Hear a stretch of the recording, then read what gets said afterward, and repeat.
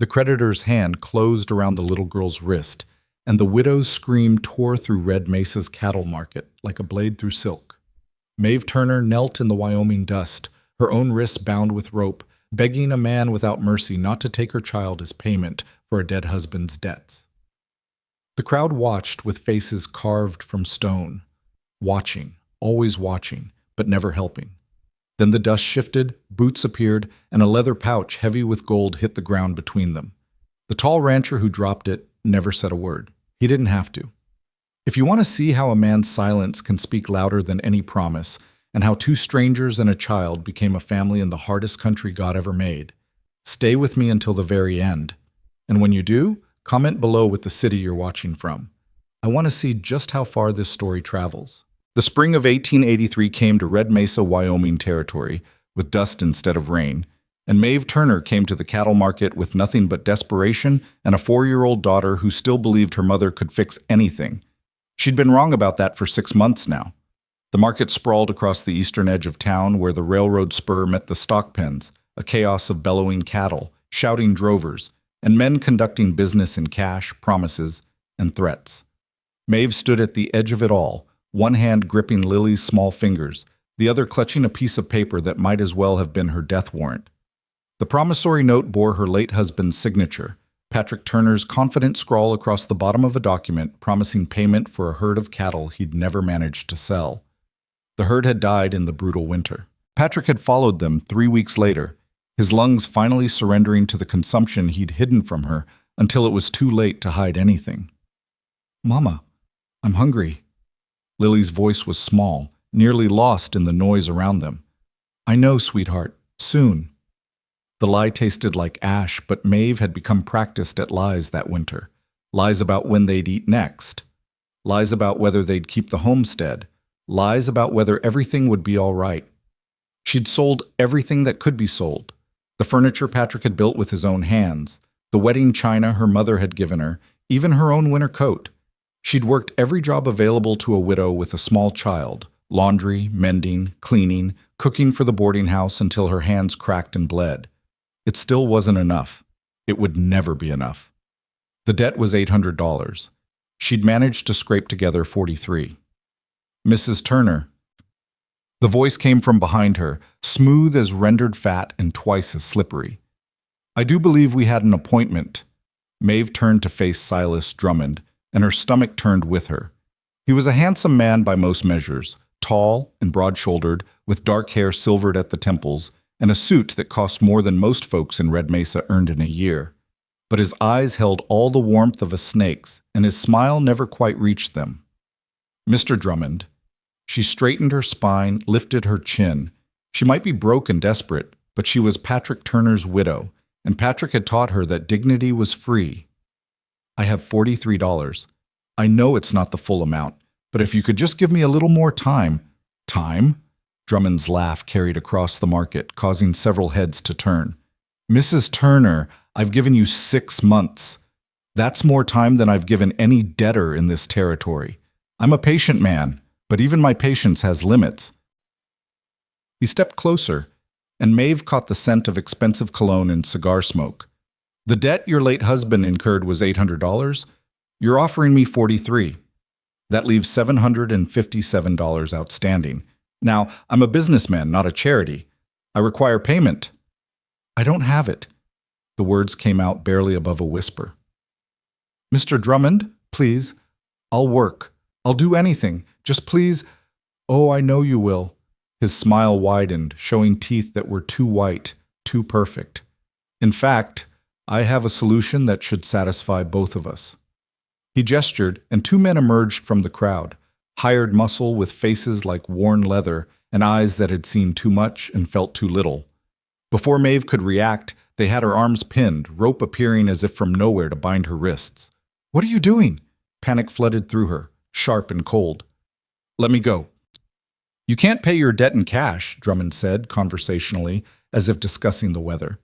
"So you'll pay it in labor.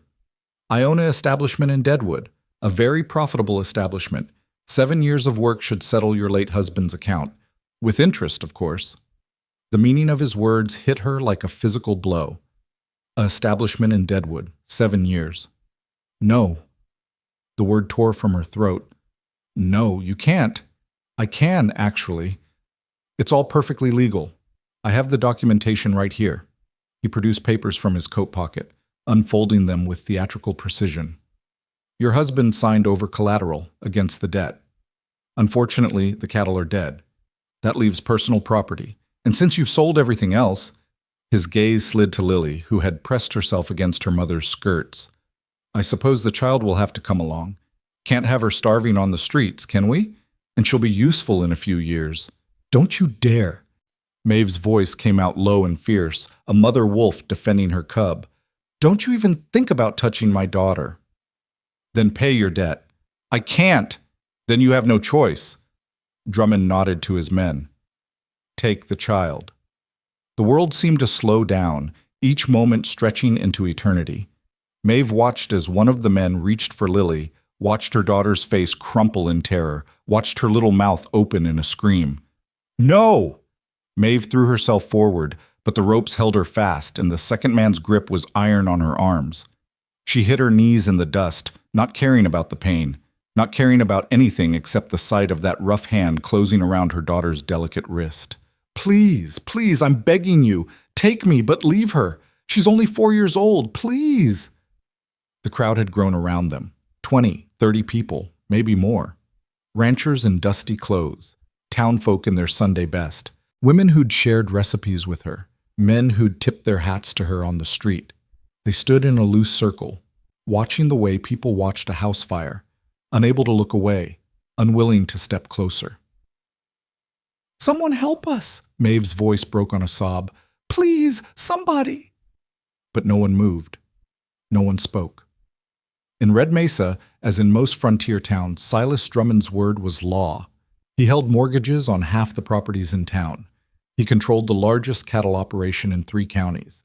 He had judges and lawmen in his pocket like loose change.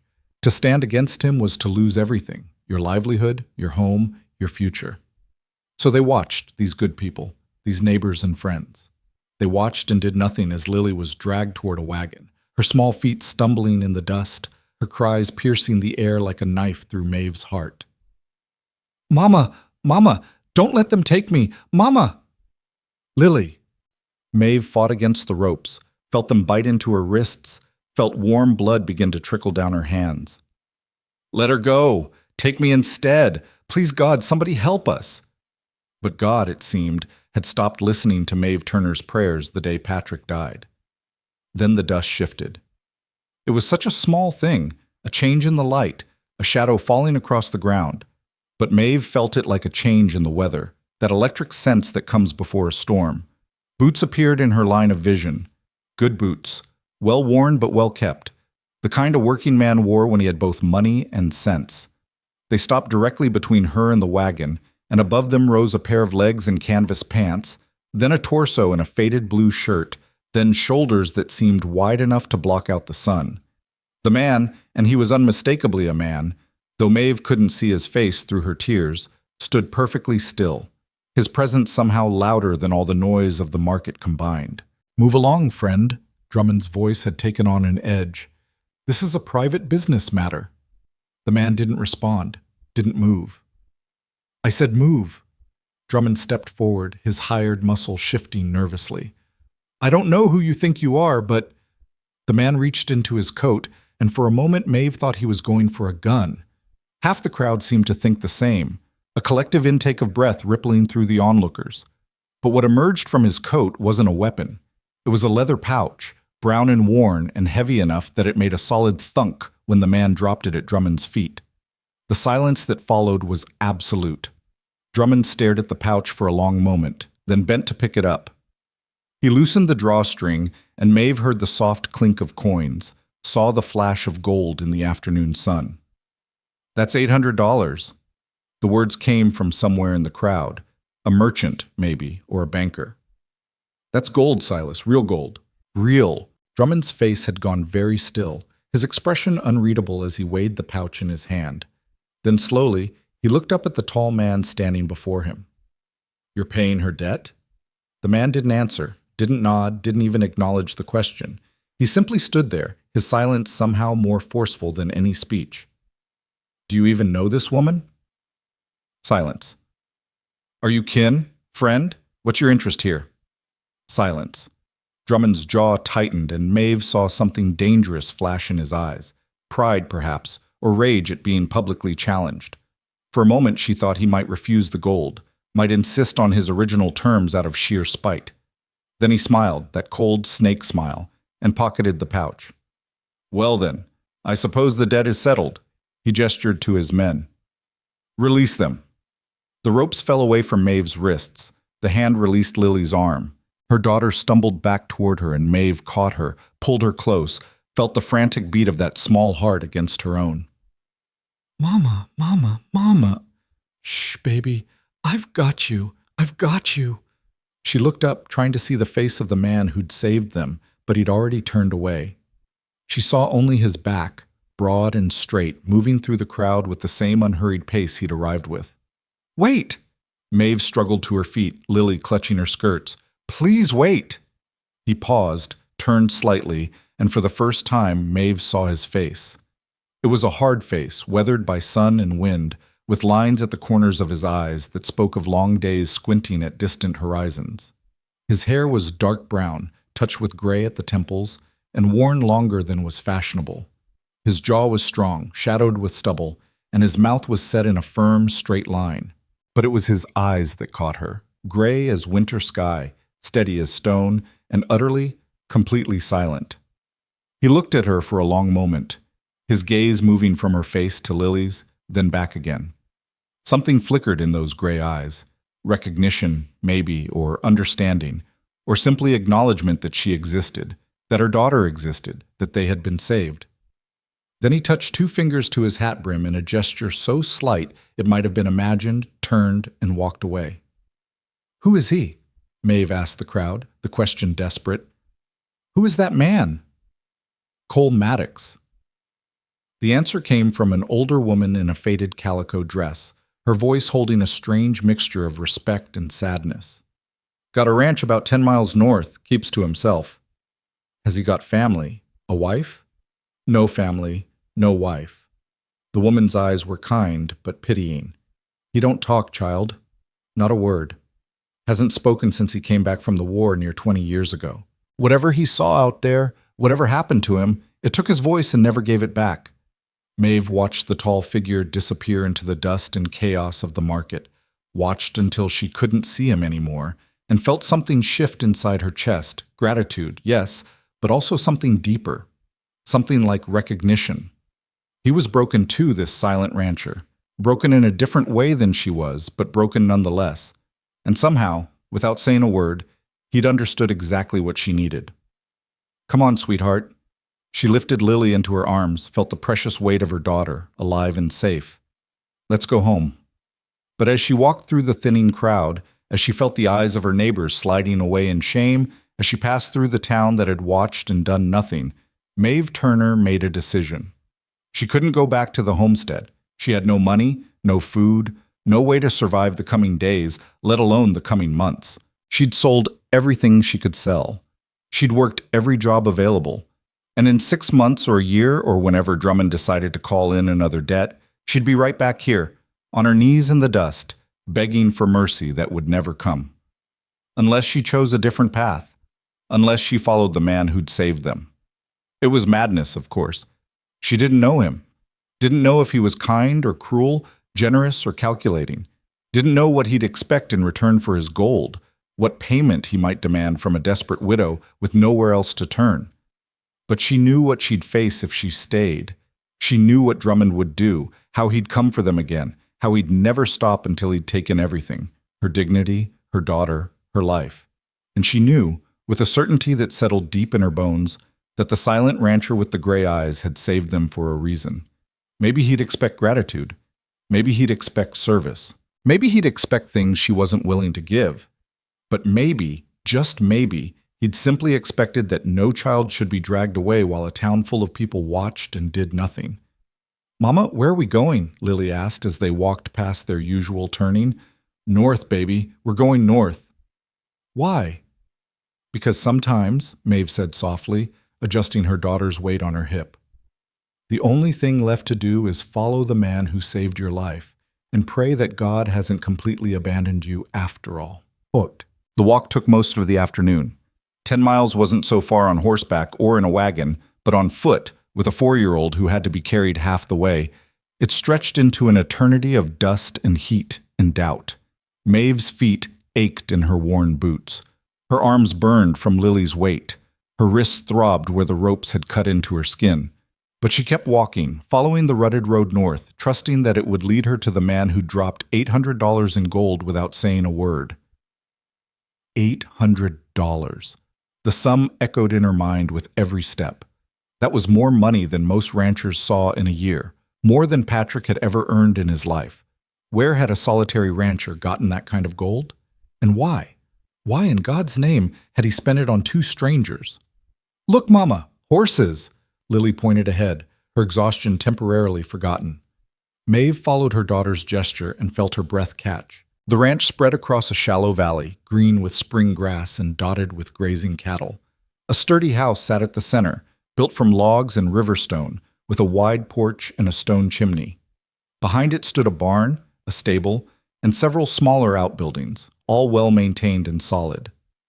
This wasn't the property of a struggling homesteader or a barely surviving rancher. This was prosperity, modest but real, the kind of place that spoke of years of hard work and careful management. And standing in the yard, tending to a horse at the hitching post, was the tall figure of Cole Maddox. Maeve's steps slowed as she approached the property line. Now that she was here, now that the ranch was real in front of her, doubt crashed over her like a wave. What was she doing? What made her think this man would welcome them, would want them here, would offer them anything more than the debt payment he'd already given? She was about to turn back, about to retreat before he saw them, when Lily called out in her clear, carrying voice, Mister! We walked all the way here!" Cole Maddox looked up from the horse's hoof he'd been examining. His gaze found Lily first, then traveled to Maeve, and she watched something flicker across his face. Surprise, certainly, but also something that might have been understanding. He straightened slowly, set down the horse's hoof with gentle care, and wiped his hands on his pants. Then he simply stood there, watching them with those steady gray eyes, waiting. "I'm sorry." The words tumbled from Maeve's mouth in a rush. "I know I shouldn't have come. I know you don't know us, and you already did so much, too much, and I have no right to ask for anything more. But I didn't know where else to go. I don't have any money left, and the homestead is gone, and Drummond will just come after us again if we stay in town. And I hoped." She stopped, her voice breaking. What had she hoped? That this silent stranger would take them in? That he'd offer them shelter and safety without expecting anything in return? That was a fairy tale, and Maeve Turner had stopped believing in fairy tales the day they buried Patrick. Cole Maddox regarded her for a long moment. Then, with deliberate slowness, he gestured toward the house. A simple motion of his hand, an invitation as clear as words. "You mean, we can stay?" Maeve's voice was barely a whisper. He nodded once, then turned and began walking toward the house, clearly expecting them to follow. Maeve glanced down at Lily, who looked up at her with wide, hopeful eyes. "Mama, is this our new home?" "I don't know, sweetheart. Maybe. For a little while, at least." They followed Cole up the porch steps, their footsteps echoing on the wooden planks. He held the door open for them, waited as they stepped inside, then followed and closed it gently behind them. The interior of the house was spare but clean, a large main room with a stone fireplace, a kitchen area with a cast-iron stove, a sturdy table with 4 chairs. Through an open doorway, Maeve glimpsed a bedroom, and a ladder in the corner led up to what must be a loft. Everything was orderly, everything in its place, but there was a loneliness to it too, a sense that these rooms had been occupied by only one person for a very long time, that no woman's touch had softened these spaces, that no child's laughter had echoed from these walls. Cole moved to the stove, checked the fire, then began pulling items from the cupboard: a loaf of bread, some cheese, a jar of preserved peaches. He set them on the table, then gestured for Maeve and Lily to sit. "Thank you." Maeve's voice was thick with emotion. "Thank you so much. He acknowledged her thanks with a slight nod, then turned back to the stove. Within minutes, he had coffee brewing and beans warming in a pot. He moved with the easy efficiency of someone accustomed to doing for himself, someone who'd long since learned to manage a household without help. Lily, emboldened by hunger and the resilience of children, reached for the bread. "Can I have some, mister?" Cole glanced at her, and for the first time since Maeve had seen him, something that might have been a smile softened the corners of his mouth. He cut several thick slices of bread, spread them with butter, and placed them in front of Lily with a gentleness that made Maeve's throat tighten. This hard, silent man, this stranger who'd saved them, was being kind to her daughter. Simply, quietly kind. "What do you say, Lily?" "Thank you, mister." Cole nodded again, that same slight acknowledgement, then returned to the stove. When the beans were ready, he served them generous portions, set the coffee pot on the table, and only then did he sit down across from them. They ate in silence, Lily demolishing her food with a child's lack of manners, Maeve trying to eat slowly despite her gnawing hunger. Cole ate methodically, his attention seeming to be elsewhere, though Maeve noticed how his gaze kept returning to Lily, watching her with an expression she couldn't quite read. When the meal was finished, when every crumb had been consumed and Lily's eyelids were drooping with exhaustion, Cole stood and gestured toward the bedroom. "You're offering us your room?" Maeve asked, surprised. "Where will you sleep?" He pointed to the loft, then back to the bedroom, making his meaning clear. They would have the bedroom, he would take the loft.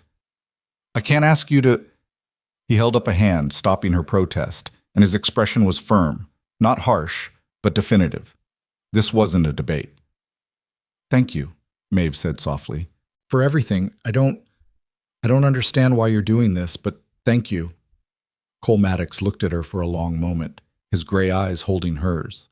Then he turned and walked to a small desk in the corner, pulled out a piece of paper and a pencil, and wrote something with careful, deliberate strokes. He brought the paper to Maeve and set it on the table in front of her. In neat, precise handwriting, it read, "No child should be dragged away while good people watch and do nothing. You and your daughter are safe here. Stay as long as you need."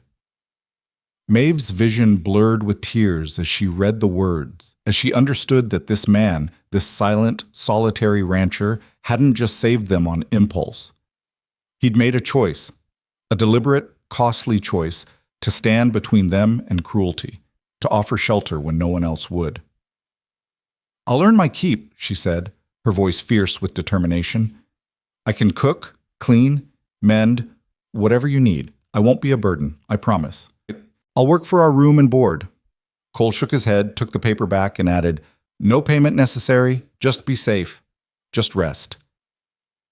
"I can't just take advantage of your generosity."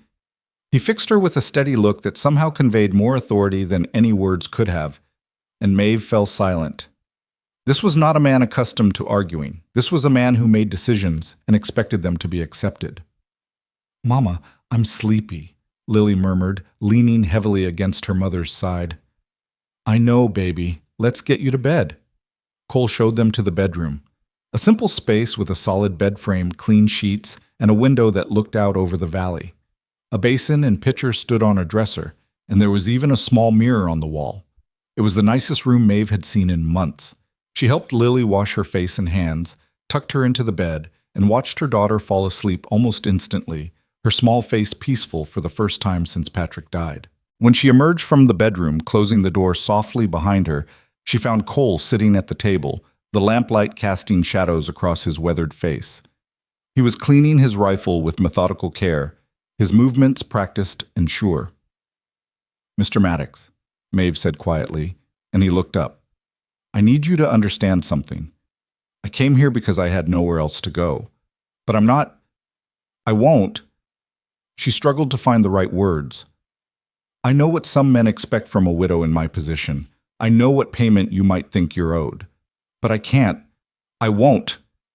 Cole set down the rifle carefully, his expression darkening. He pulled the paper toward him again and wrote quickly, his pencil pressing hard into the page. "I would never expect that, never. You and the child are under my protection. Nothing more is owed or asked." The fierce certainty in his handwriting, the way he underlined "never" twice, It sent relief flooding through Maeve's body so powerfully that her knees went weak. "Thank you," she whispered. "Thank you for being a good man." He nodded once, then gestured toward the bedroom, toward sleep, toward rest. Maeve went, her body heavy with exhaustion and her mind spinning with questions. But as she lay down beside her sleeping daughter, as she felt the safety of solid walls and a locked door, as she heard the quiet sounds of Cole Maddox moving through his house with careful consideration for their presence, she felt something she hadn't felt in 6 long months. Hope. Maybe they couldn't stay forever. Maybe this was just a brief respite before they had to face the world again, had to figure out how to survive on their own. But for tonight, they were safe. They were fed. They were warm. And they owed it all to a man who spoke with gold instead of words, who stood between the innocent and the cruel, who offered shelter without demanding payment. As Maeve drifted toward sleep, she thought about the note he'd written, about the fierce certainty in his handwriting. She thought about the way he'd looked at Lily with such gentleness, the way he'd served them food with his own hands, the way he'd offered his own bed without hesitation. And she thought about something her grandmother had once told her, that the measure of a man wasn't in his words but in his actions, that anyone could make promises but only the truly good would sacrifice without seeking recognition.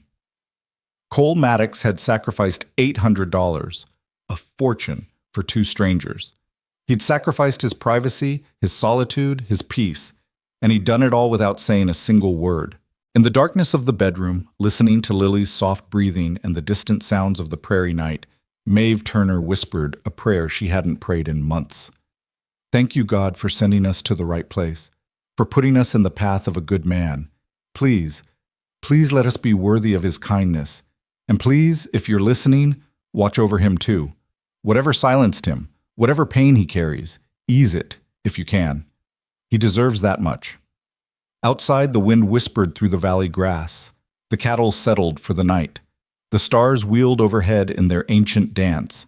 And in the loft above the main room, a silent rancher lay awake, staring at the ceiling beams, wondering what in God's name he'd just done, and knowing, with absolute certainty, that he'd do it again in a heartbeat. Because some things were more important than peace. Some things were worth the disruption, worth the risk, worth the sacrifice. And one of those things was making sure that no child was ever dragged away screaming while good people watched and did nothing. Not while Cole Maddox had breath in his body and gold in his pocket. Not ever again. The morning came soft and golden through the bedroom window, and for a moment, just one blessed moment, Maeve forgot where she was. Then Lily stirred beside her, and memory flooded back. The market, the ropes, the terror, and the silent man who'd saved them both. She rose quietly, careful not to wake her daughter, and stepped into the main room.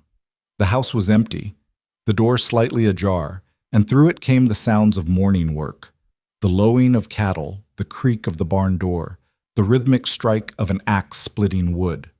The stove was still warm, and on the table sat a covered plate with biscuits, a jar of jam, and a pot of coffee that was still hot to the touch.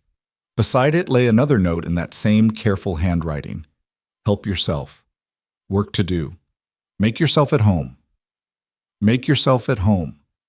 The words settled into Maeve's chest with a weight that was both comforting and terrifying. How long had it been since she'd had a home to make? The homestead had never felt like home, just a place where she and Patrick had struggled to survive, where dreams went to die along with cattle and hope. But this place, with its solid walls and warm stove and the smell of coffee filling the air, this felt like it could be home if she let it, if she dared. She poured herself coffee, took a biscuit, and moved to the window. From there she could see Cole working near the woodpile, his shirt already damp with sweat despite the morning cool, his movements economical and sure. He split wood with the same quiet efficiency he did everything else, the axe rising and falling in a steady rhythm that spoke of years of solitary labor. "Mama?" Lily's sleepy voice came from the bedroom. "Where are we?" "Come see, sweetheart." Lily patted out in her nightdress, rubbing her eyes, and Maeve lifted her to the window. Together they watched the silent rancher work, watched him stack the split wood with precise care, watched him pause to wipe his brow and look out over his land with an expression that might have been satisfaction or might have been loneliness. It was hard to tell. "Is that the man who saved us?" "Yes, baby. That's Mr. Maddox. Why doesn't he talk? I don't know, but sometimes people carry hurt so deep that words don't work anymore. Maeve pressed a kiss to her daughter's hair. The important thing is that he's kind. Actions speak louder than words, remember? Like how Papa used to bring you wildflowers even when he was tired? The memory pierced through Maeve's chest, sharp and sweet. Yes, exactly like that. They ate breakfast together, Lily chattering about the horses she could see in the pasture, Maeve trying to formulate a plan. She couldn't just sit idle while Cole worked. She wouldn't be a burden, wouldn't be dead weight in this house that had opened its doors to them. After they dressed, Lily in her one good dress, Maeve in her worn calico, she set about exploring the house with an eye toward what needed doing. The answer, frustratingly, was not much. The floors were swept, the dishes were clean, the bed in the loft was neatly made. Cole Maddox ran a tight ship, clearly accustomed to managing without help. But there were small things. The curtains were dusty, the windows could use washing. The pantry, while well stocked, was organized with a bachelor's practicality rather than a homemaker's efficiency.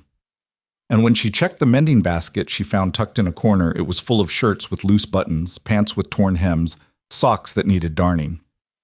Lily, you play quietly while Mama works, all right?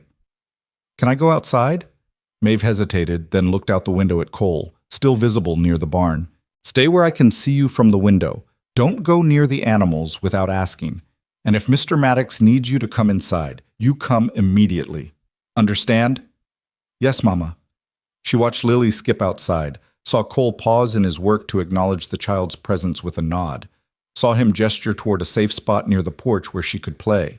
He didn't smile, didn't speak, but there was something protective in the way he positioned himself between Lily and the larger animals, the way he kept her in his peripheral vision even as he returned to his work. Maeve turned to her own tasks with determination. She took down the curtains, hauled water from the pump, and set about washing them in the large basin. While they dried, she scrubbed the windows until they gleamed, reorganized the pantry, swept and mopped the floors even though they didn't really need it, and settled into the mending with the focus of a woman who needed to prove her worth. By midday, her hands ached and her back protested, but the house had been transformed from a clean bachelor's quarters into something that felt lived in, cared for, warm. She'd even found time to make bread, the yeasty smell filling the house and reminding her of her mother's kitchen, of better days, of home. She was just pulling the loaves from the oven when the door opened and Cole stepped inside, bringing with him the scent of hay and honest sweat and the prairie wind. He stopped just inside the threshold, his gaze moving slowly around the room, taking in the changes, the clean windows, the fresh curtains, the bread cooling on the counter. His eyes found hers, and in them Maeve saw something that might have been surprise or gratitude or perhaps just recognition that his house had become something different in the space of a single morning. "I hope you don't mind," she said quickly. "I needed to do something. I can't just sit idle while you work. And I found the mending, so I've been—" He held up a hand, stopping her nervous explanation, then moved to the table where she'd stacked the mended clothes. He picked up a shirt she'd repaired, examined the neat stitches where she'd reattached a button, ran his fingers over a patch she'd carefully sewn over a tear. When he looked at her again, his expression had softened in a way she hadn't seen before. He picked up the pencil and paper, always nearby, always ready, and wrote, "Thank you. It's been a long time since this house felt like a home." The words made Maeve's throat tight. "I should be thanking you. You've given us more than we had any right to expect. The least I can do is earn our keep." He shook his head, started to write something else, but was interrupted by Lily bursting through the door, her face flushed with excitement. "Mama! Mama! There's a mama cat in the barn with babies. Can I see them, please?" Cole's attention shifted to the child, and again Maeve saw that softening in his features. He glanced at Maeve, a question in his eyes, and she nodded permission. He gestured for Lily to follow him, and together they headed toward the barn. Maeve watched from the window as Cole showed her daughter the nest he'd made for the barn cat in an empty stall, watched Lily's delighted squeal as she saw the tiny kittens, watched the silent rancher crouch beside the child, and carefully, gently, show her how to let the mother cat sniff her hand before touching the babies. There was patience in every line of his body, care in every gesture. This was not a man who merely tolerated children. This was a man who understood how to be gentle with small, fragile things. The afternoon passed in a rhythm that felt almost normal. Maeve prepared dinner, a proper meal with the dried beef and vegetables she found in the pantry, seasoned with herbs from the small garden behind the house. Cole worked outside until the sun began to sink, then came in to wash up at the basin, his movements careful to avoid tracking dirt through Maeve's clean floors. They ate together at the table, Lily chattering about the kittens between bites, Cole listening with what seemed like genuine attention despite his silence. When Lily asked him a direct question, "Do the kittens have names, Mr. Maddox?" he simply shook his head, then handed her the pencil and paper with an expression that clearly said, "You can name them if you'd like." "Really?" Lily's eyes went wide. "I can name them?" He nodded, and Maeve watched something shift in her daughter's face. The excitement of a child who'd been given responsibility, who'd been trusted with something important. "I'll have to think about it," Lily said seriously. "Names are important. Papa always said that." At the mention of Patrick, Cole's gaze flicked to Maeve, a question in his eyes. She gave a small nod, acknowledging the reference but not wanting to dwell on it, not wanting to bring the weight of grief into this unexpectedly peaceful evening. After dinner, as Maeve washed dishes and Lily played with a cornhusk doll she'd fashioned that afternoon, Cole brought out his rifle and began the same methodical cleaning she'd witnessed the night before. The lamp cast warm light across the table, the fire crackled softly in the hearth, and for a moment Maeve could almost pretend this was her life, that this house was her home, that this silent man was her partner, that this peace was something permanent rather than borrowed. "Mama, I'm tired," Lily announced, right on schedule. "Then let's get you to bed, sweetheart." As Maeve helped her daughter wash and change into her nightdress, Lily asked the question that had clearly been building all day. "Are we going to stay here, Mama, with Mr. Maddox?" "I don't know, baby. He's been very kind to let us stay this long." "I like it here. He's nice, and there are kittens." Maeve smiled despite herself. "Those are good reasons." "And you're not sad here. Not like at the old house." The observation, delivered with a child's blunt honesty, hit Maeve squarely in the chest. "No," she admitted quietly. "I'm not as sad here." "Then can we stay, please?" "We'll see. Now close your eyes and sleep." When she emerged from the bedroom, Cole was still at the table, but the rifle had been put away, and in its place was his ever-present paper and pencil. He was writing something, his brow furrowed in concentration, and he didn't look up when Maeve approached. She began tidying the kitchen, giving him privacy, but after a moment he cleared his throat, a soft, rusty sound that seemed to surprise even him, and held out the paper. Maeve took it, moved closer to the lamp, and read, "I want you to know you can stay as long as you need, weeks, months, longer. I know you're worried about being a burden, but you're not. This house is better with people in it. The work you did today, it matters. You matter. The child matters. Stay."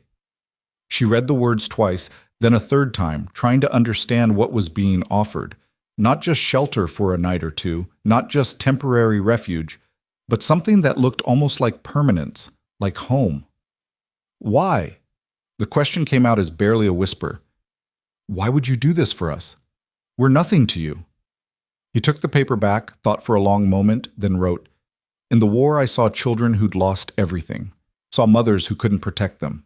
I learned to recognize that look in someone's eyes, the look that says they've run out of options, run out of hope. I saw it in your face yesterday, and I saw it in your daughter's face when that man grabbed her. I swore after the war that if I ever saw that look again, if I ever had the means to help, I would. I have the means, so I'm helping." Maeve's vision blurred as she read, as she understood that this wasn't charity or pity or even simple kindness. This was a man fulfilling a vow he'd made to himself, a promise born from horrors she couldn't imagine. "The war took your voice," she said softly. "Didn't it?" He nodded, his expression carefully neutral. "But you still found a way to speak." She gestured to the paper, to the words that had communicated more in 2 days than some men managed in a lifetime. That takes strength. That takes character. He looked away, uncomfortable with the praise, and Maeve understood that this was a man unused to acknowledgement, unused to being seen as anything other than the silent hermit on the northern ranch. "I'll stay," she said, making the decision even as she spoke the words. "For now, at least, until I can figure out what comes next. But I need you to understand something, Mr. Maddox. I'll earn my place here. I'll work. I'll help. I'll do whatever needs doing. This won't be one-sided. Do you understand?" He met her eyes, held them for a long moment, then nodded slowly. He wrote one more line. "I wouldn't expect anything less." That night, as Maeve lay beside her sleeping daughter, she thought about the strange turn her life had taken. 24 hours ago, she'd been on her knees in the dust, certain that everything was lost. Now she was lying in a comfortable bed in a solid house, her daughter safe and fed, protected by a man who'd sacrificed a fortune for strangers. It didn't make sense.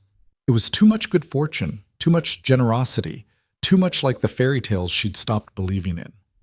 But as she drifted towards sleep, as she heard the quiet sounds of Cole moving through the house, banking the fire, checking the door, climbing to his loft, she let herself believe, just for tonight, that maybe fairy tales weren't all lies. Maybe sometimes the knight who saved you didn't need a white horse or shining armor, or even a voice. Maybe sometimes he just needed a good heart and the courage to act when everyone else stood by and watched.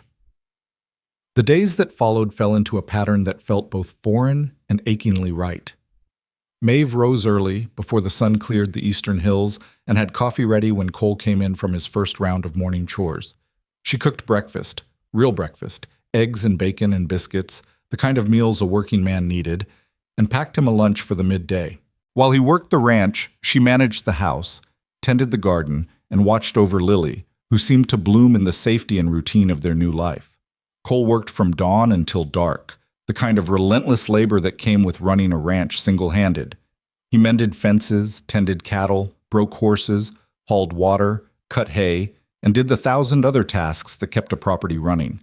Maeve watched him through the windows, watched the way he moved with quiet competence through his domain, never rushing, never resting, always moving forward with that same steady determination.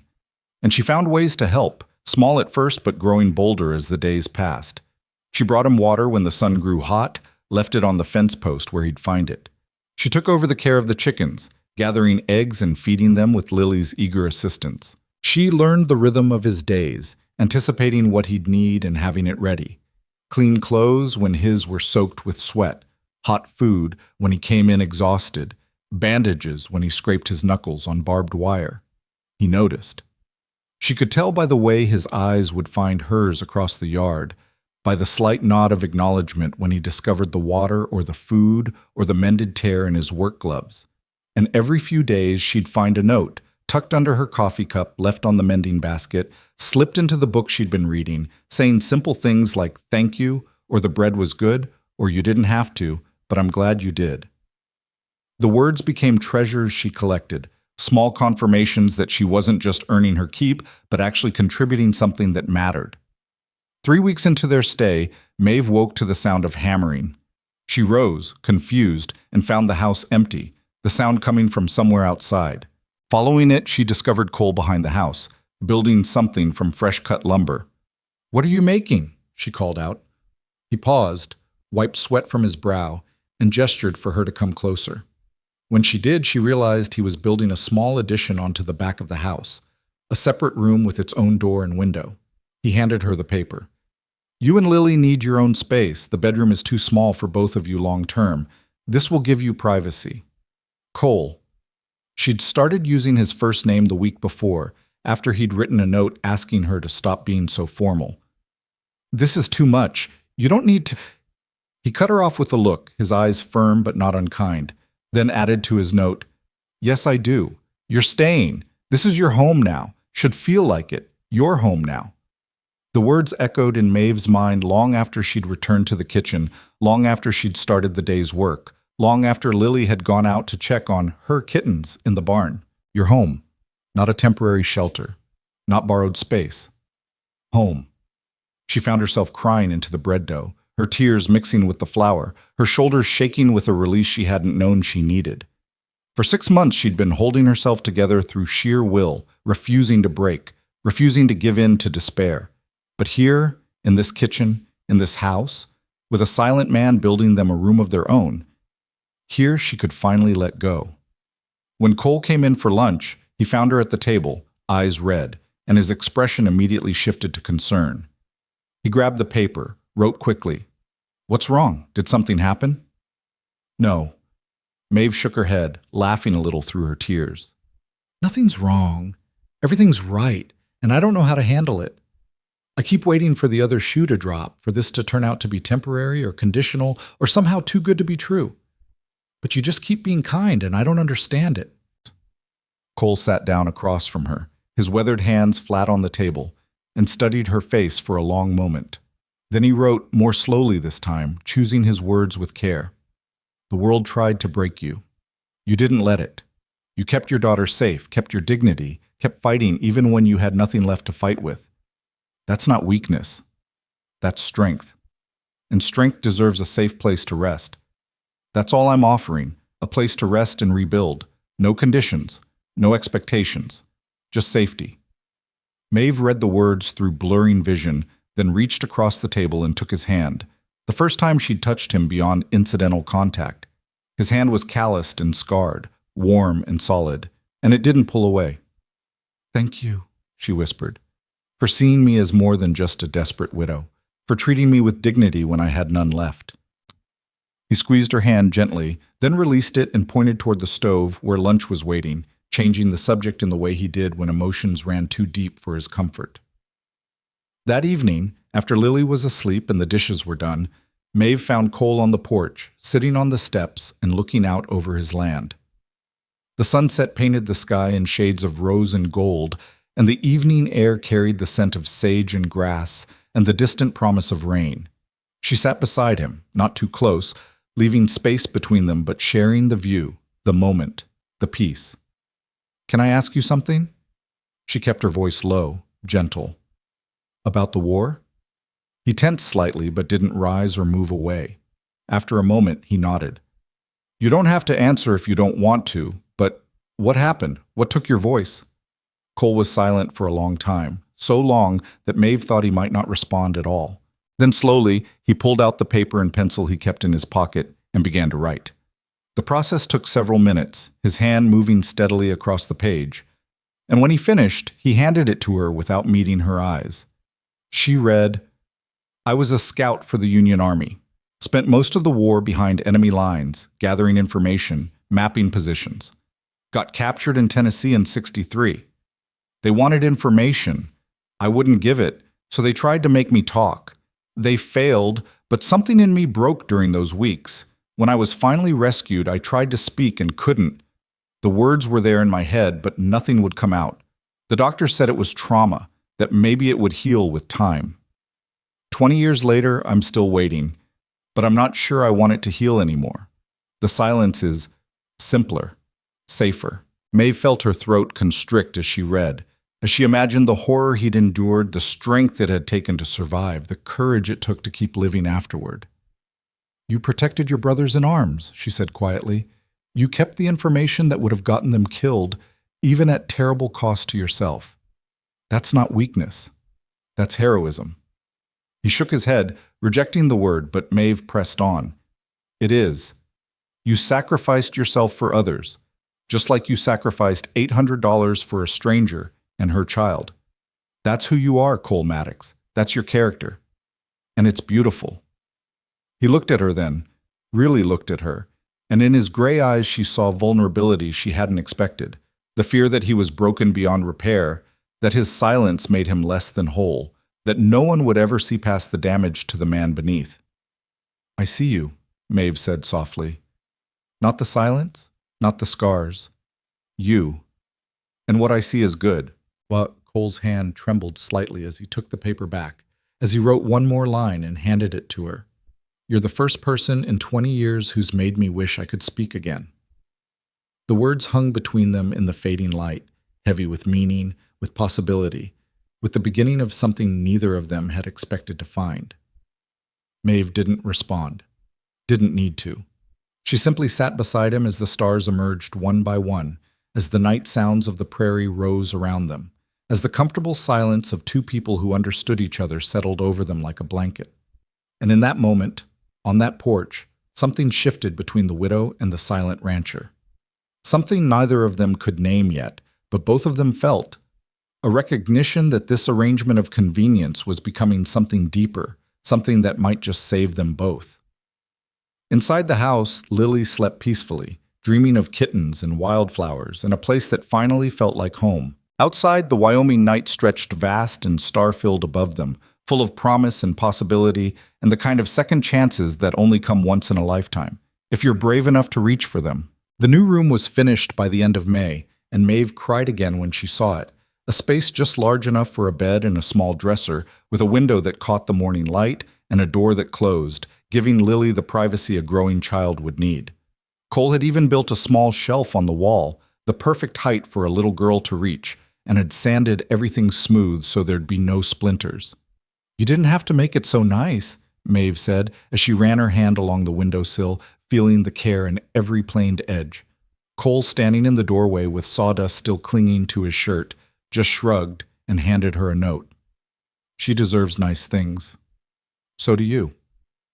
They moved Lily's few belongings into the new room that afternoon, and her daughter's squeals of delight echoed through the house as she arranged her cornhusk doll on the shelf and her spare dress on a peg Cole had installed. That night, Maeve tucked her into the small bed Cole had built, child-sized, perfect for her, and watched her fall asleep with a smile on her face, one hand trailing down to touch the smooth wooden frame as if to confirm it was real.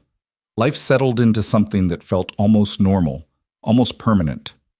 Summer arrived in full force, bringing long days of heat and hard work. Cole hired 2 ranch hands for the season, young men from town who needed the wages, and Maeve found herself cooking for 4 instead of 2, packing larger lunches, keeping the water buckets full for men who worked until they were sunsick and exhausted. The ranch hands, Tommy and Ben, were polite to her and gentle with Lily, but she noticed how they watched Cole with a mixture of respect and wariness. They followed his written instructions without question, never complained about the work, and seemed almost grateful for his silence, as if they understood that a man who didn't waste words was a man who meant what he communicated. "Your boss is fair," Tommy told Maeve one afternoon when he came to the well for water. He was barely 20, with sunburned skin and honest eyes. "My pa said Cole Maddox is the most honest rancher in 3 counties. Said he don't cheat on wages, don't work his men past what's reasonable, and don't tolerate cruelty to animals or people." "He's a good man," Maeve agreed, watching Cole in the distance as he worked with a young horse, his movements patient and calm. "You his wife?" The question was blunt but not rude, just curious. "No, just a friend he's helping." Tommy nodded slowly, his eyes knowing.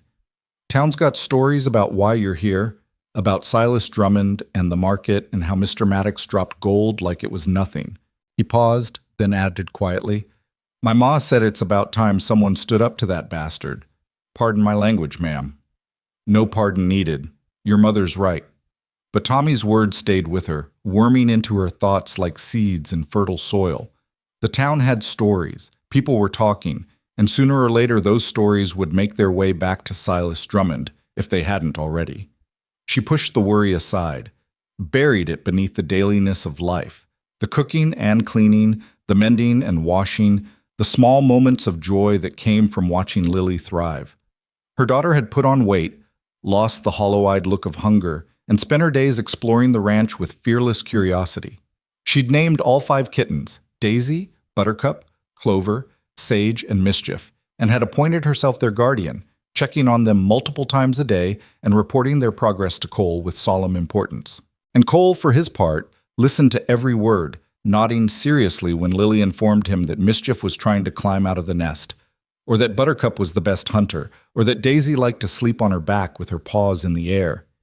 He'd even started leaving little treats for the kittens, scraps of meat, a ball of yarn, a mouse he'd caught in the barn, and Lily would find them and announce them as gifts from Uncle Cole, a title she'd bestowed without asking permission.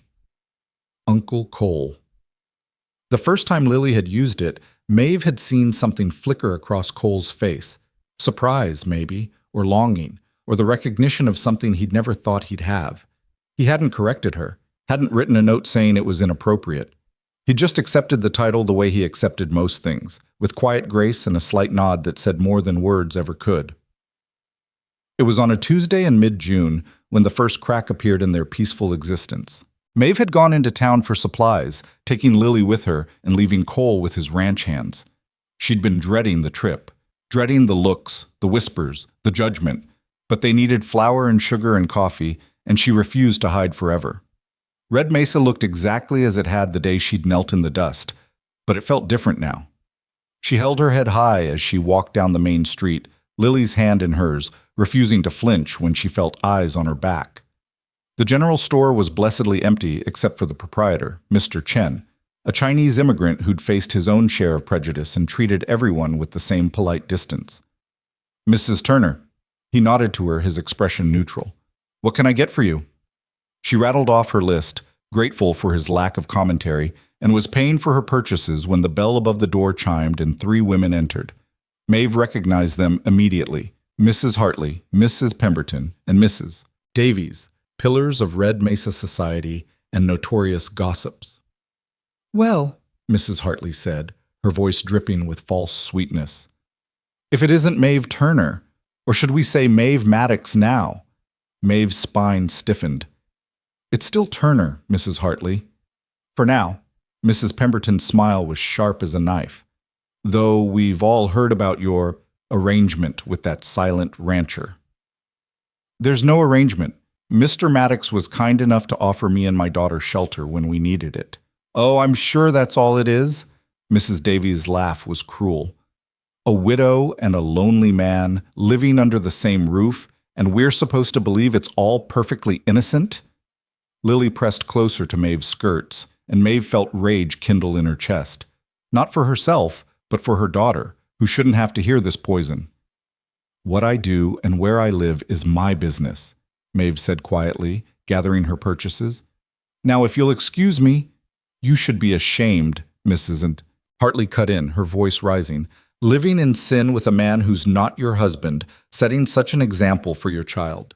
It's disgraceful." "You want to talk about disgrace?" Maeve turned on her, months of suppressed anger finally finding a target.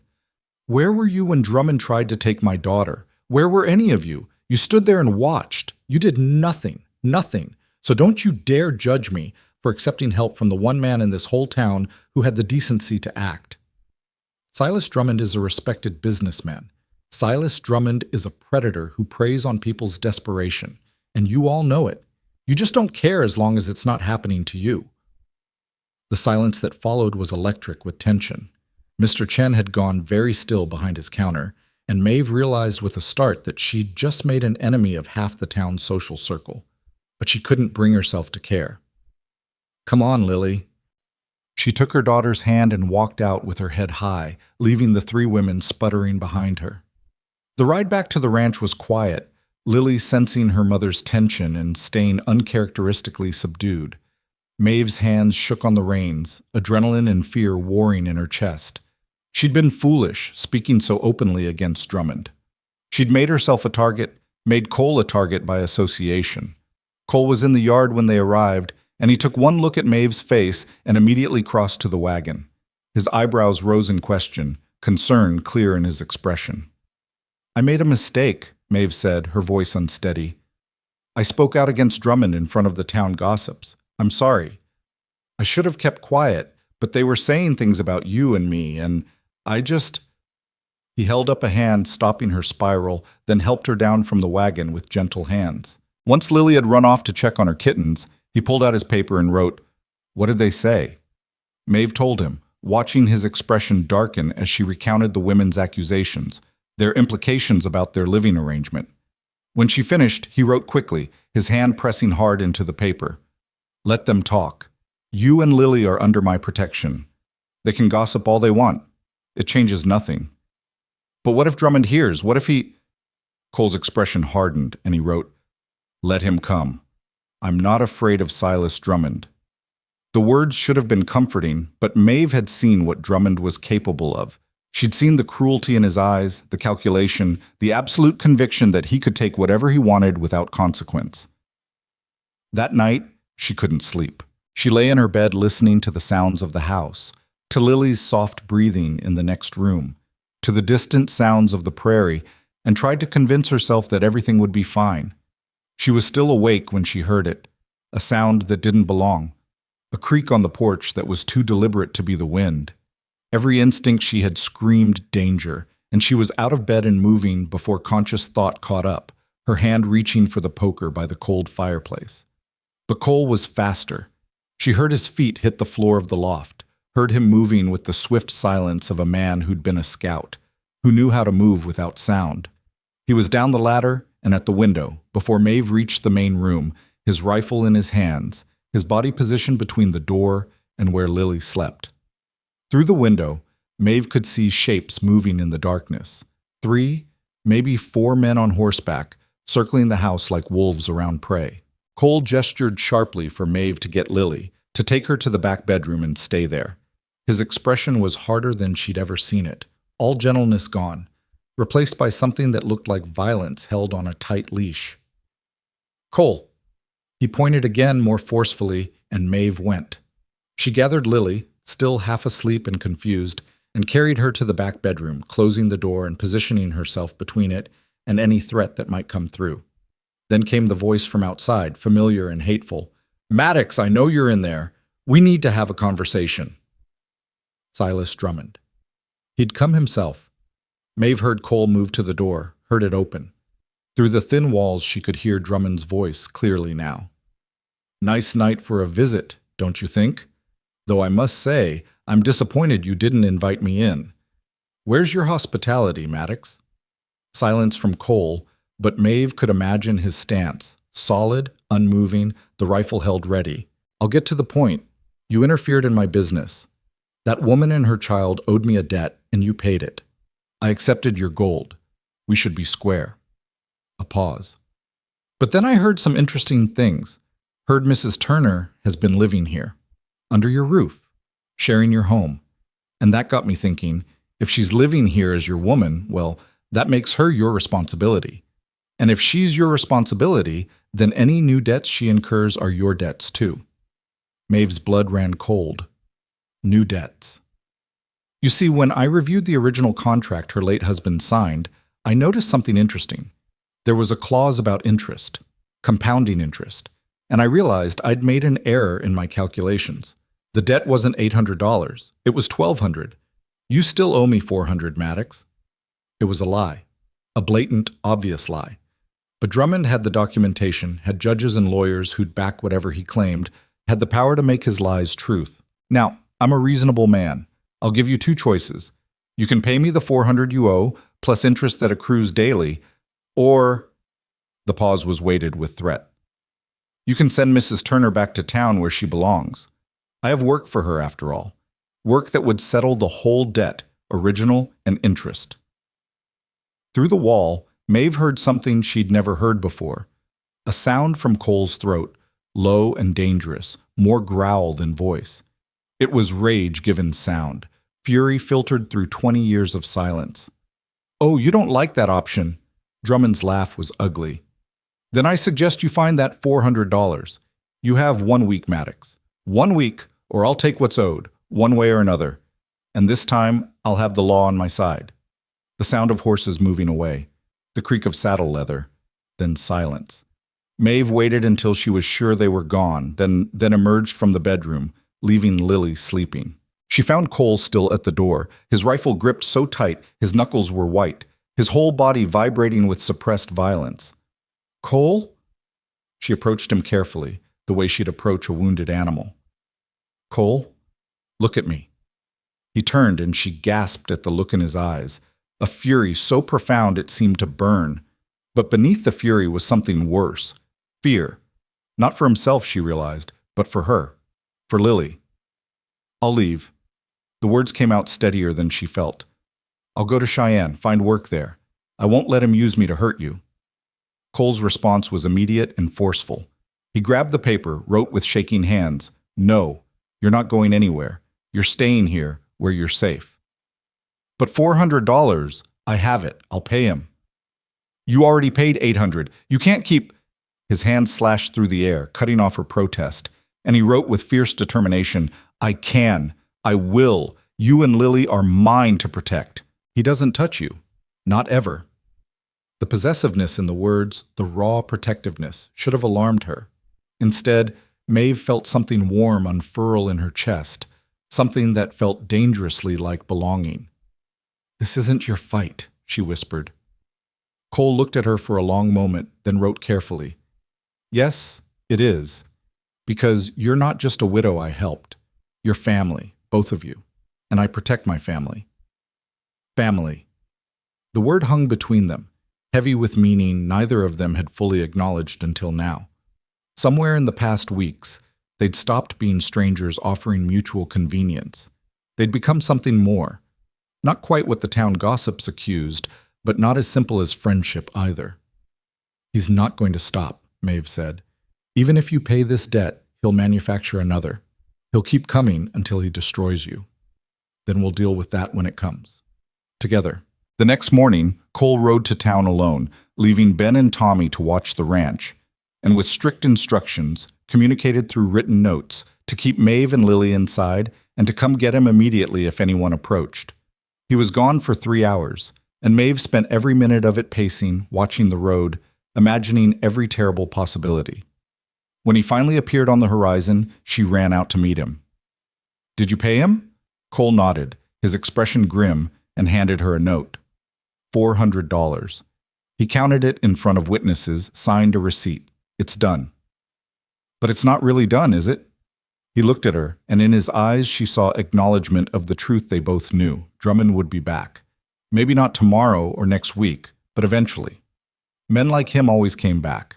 That night, after Lily was in bed and the ranch hands had retired to the bunkhouse, Maeve found Cole on the porch again, staring out at his land with an expression she couldn't read. She sat beside him, closer than before, their shoulders almost touching.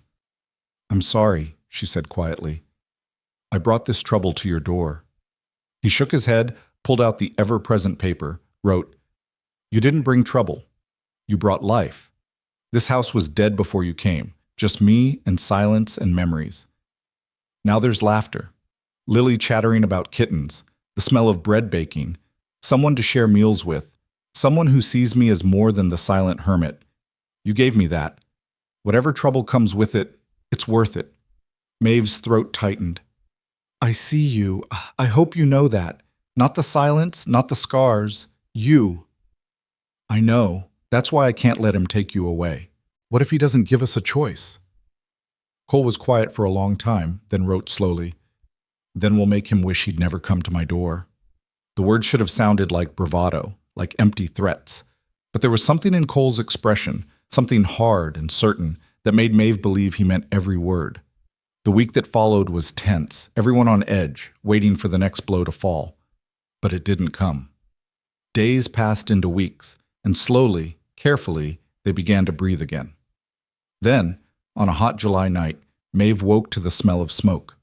She was up and moving before full consciousness returned, her mind screaming danger even as her body responded. She threw open the door to Lily's room, grabbed her daughter, and ran toward the main room. "Cole! Cole! Fire!" He was already down from the loft, already moving toward the door, and through the windows Maeve could see the horrible truth. The barn was burning, flames climbing the old wood with terrifying speed. "Take Lily outside, away from the buildings." Cole thrust a note into her hands even as he grabbed a bucket. "Get the hands, ring the bell." Maeve ran. Lily clutched to her chest and pounded on the bunkhouse door. "Fire! The barn's on fire! Get up!" Tommy and Ben exploded from the bunkhouse, already pulling on boots, and ran for the water pump. Maeve deposited Lily on the porch of the house, far from the flames, with strict instructions not to move, then grabbed her own bucket and joined the desperate fight. But even as they formed a chain, even as they threw water on flames that seemed to laugh at their efforts, Maeve knew it was hopeless. The barn was too far gone, the fire too hot, too fast. Then she heard it, the sound that made her blood freeze, the terrified screams of horses trapped inside. "No." The word was barely a whisper. "Cole, no!" But Cole was already moving, already running toward the burning building, and Maeve understood with horrifying clarity what he meant to do. "Cole!" She screamed his name, her voice breaking with terror. "Don't! It's not worth it!" He didn't stop, didn't hesitate. He wrapped his shirt around his face, grabbed a rope, and plunged into the inferno. Time seemed to slow. Maeve stood frozen, watching the burning doorway where he'd disappeared, counting seconds that felt like hours. 1, 2, 3, 5, 10. Then he emerged, leading a terrified horse, his shirt smoldering, his face blackened with soot. He handed the rope to Tommy, turned, and went back in. "He's going to get himself killed," Ben shouted. "We need to stop him." But Maeve understood that stopping Cole Maddox when he'd decided to save something was like stopping the tide. He would do this, consequences be damned, because that's who he was. A man who'd rather die than let innocents suffer. He went in 3 more times, emerged with 3 more horses, his movements getting slower, his breathing harsher, his clothes catching fire in places that had to be burning his skin. On the 4th trip, part of the barn roof collapsed. Maeve heard herself screaming again, a sound of pure anguish, and then Tommy was holding her back because she'd started to run toward the flames herself. "Mrs. Turner, no, you can't.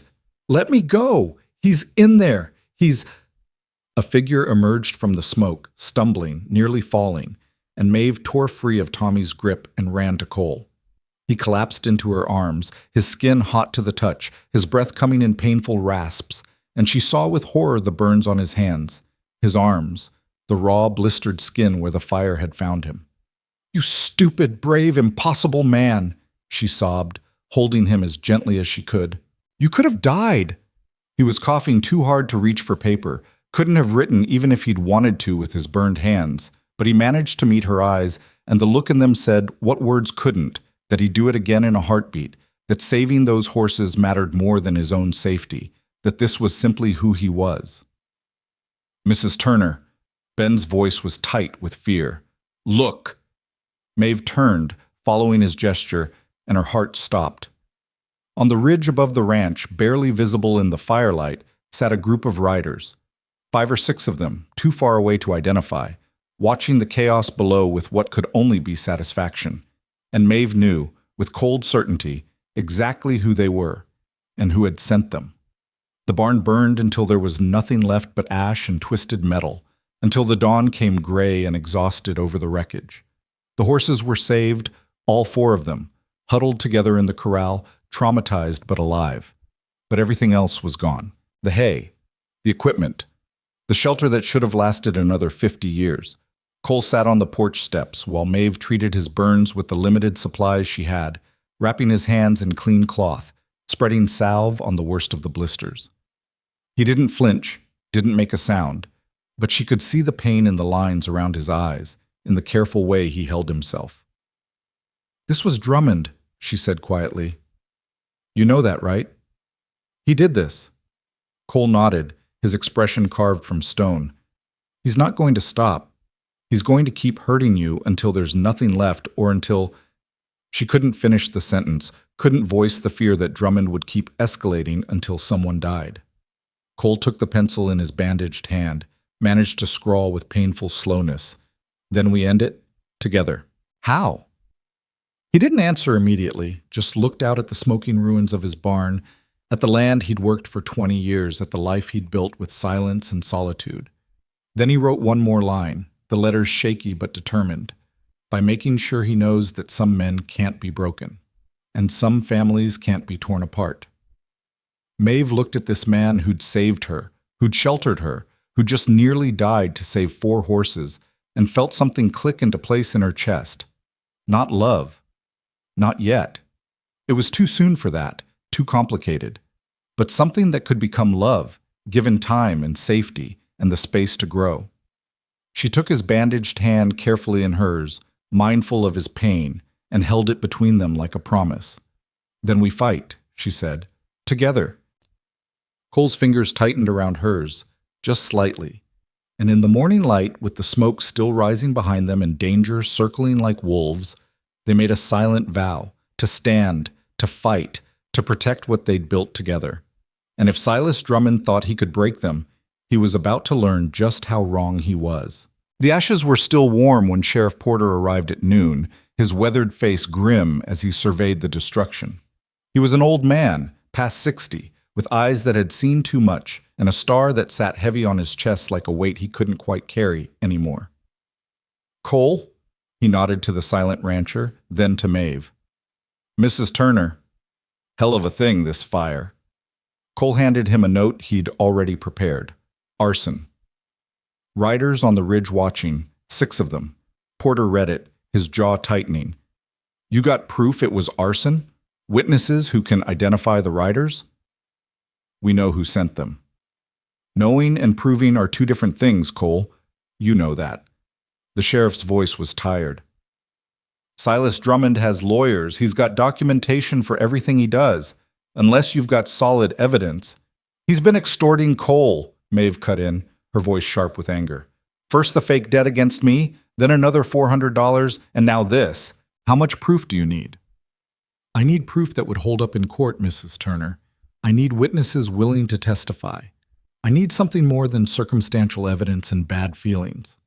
Porter removed his hat, ran a hand through his thinning hair.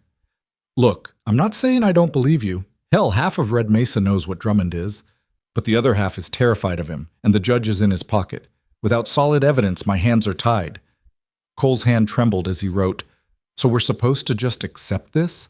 Wait for him to burn down the house next time? Wait until someone gets killed?"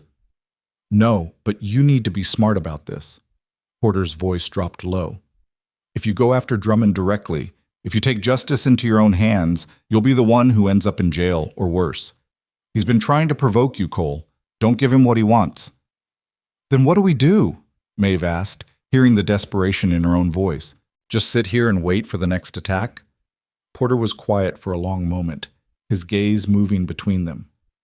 "You gather evidence, you find people willing to talk, and you make sure you've got witnesses to everything from here on out. Tommy and Ben? They saw the riders?" "We all did," Ben spoke up from where he'd been standing near the ruins. "Clear as day. 6 men on horseback, watching from the ridge.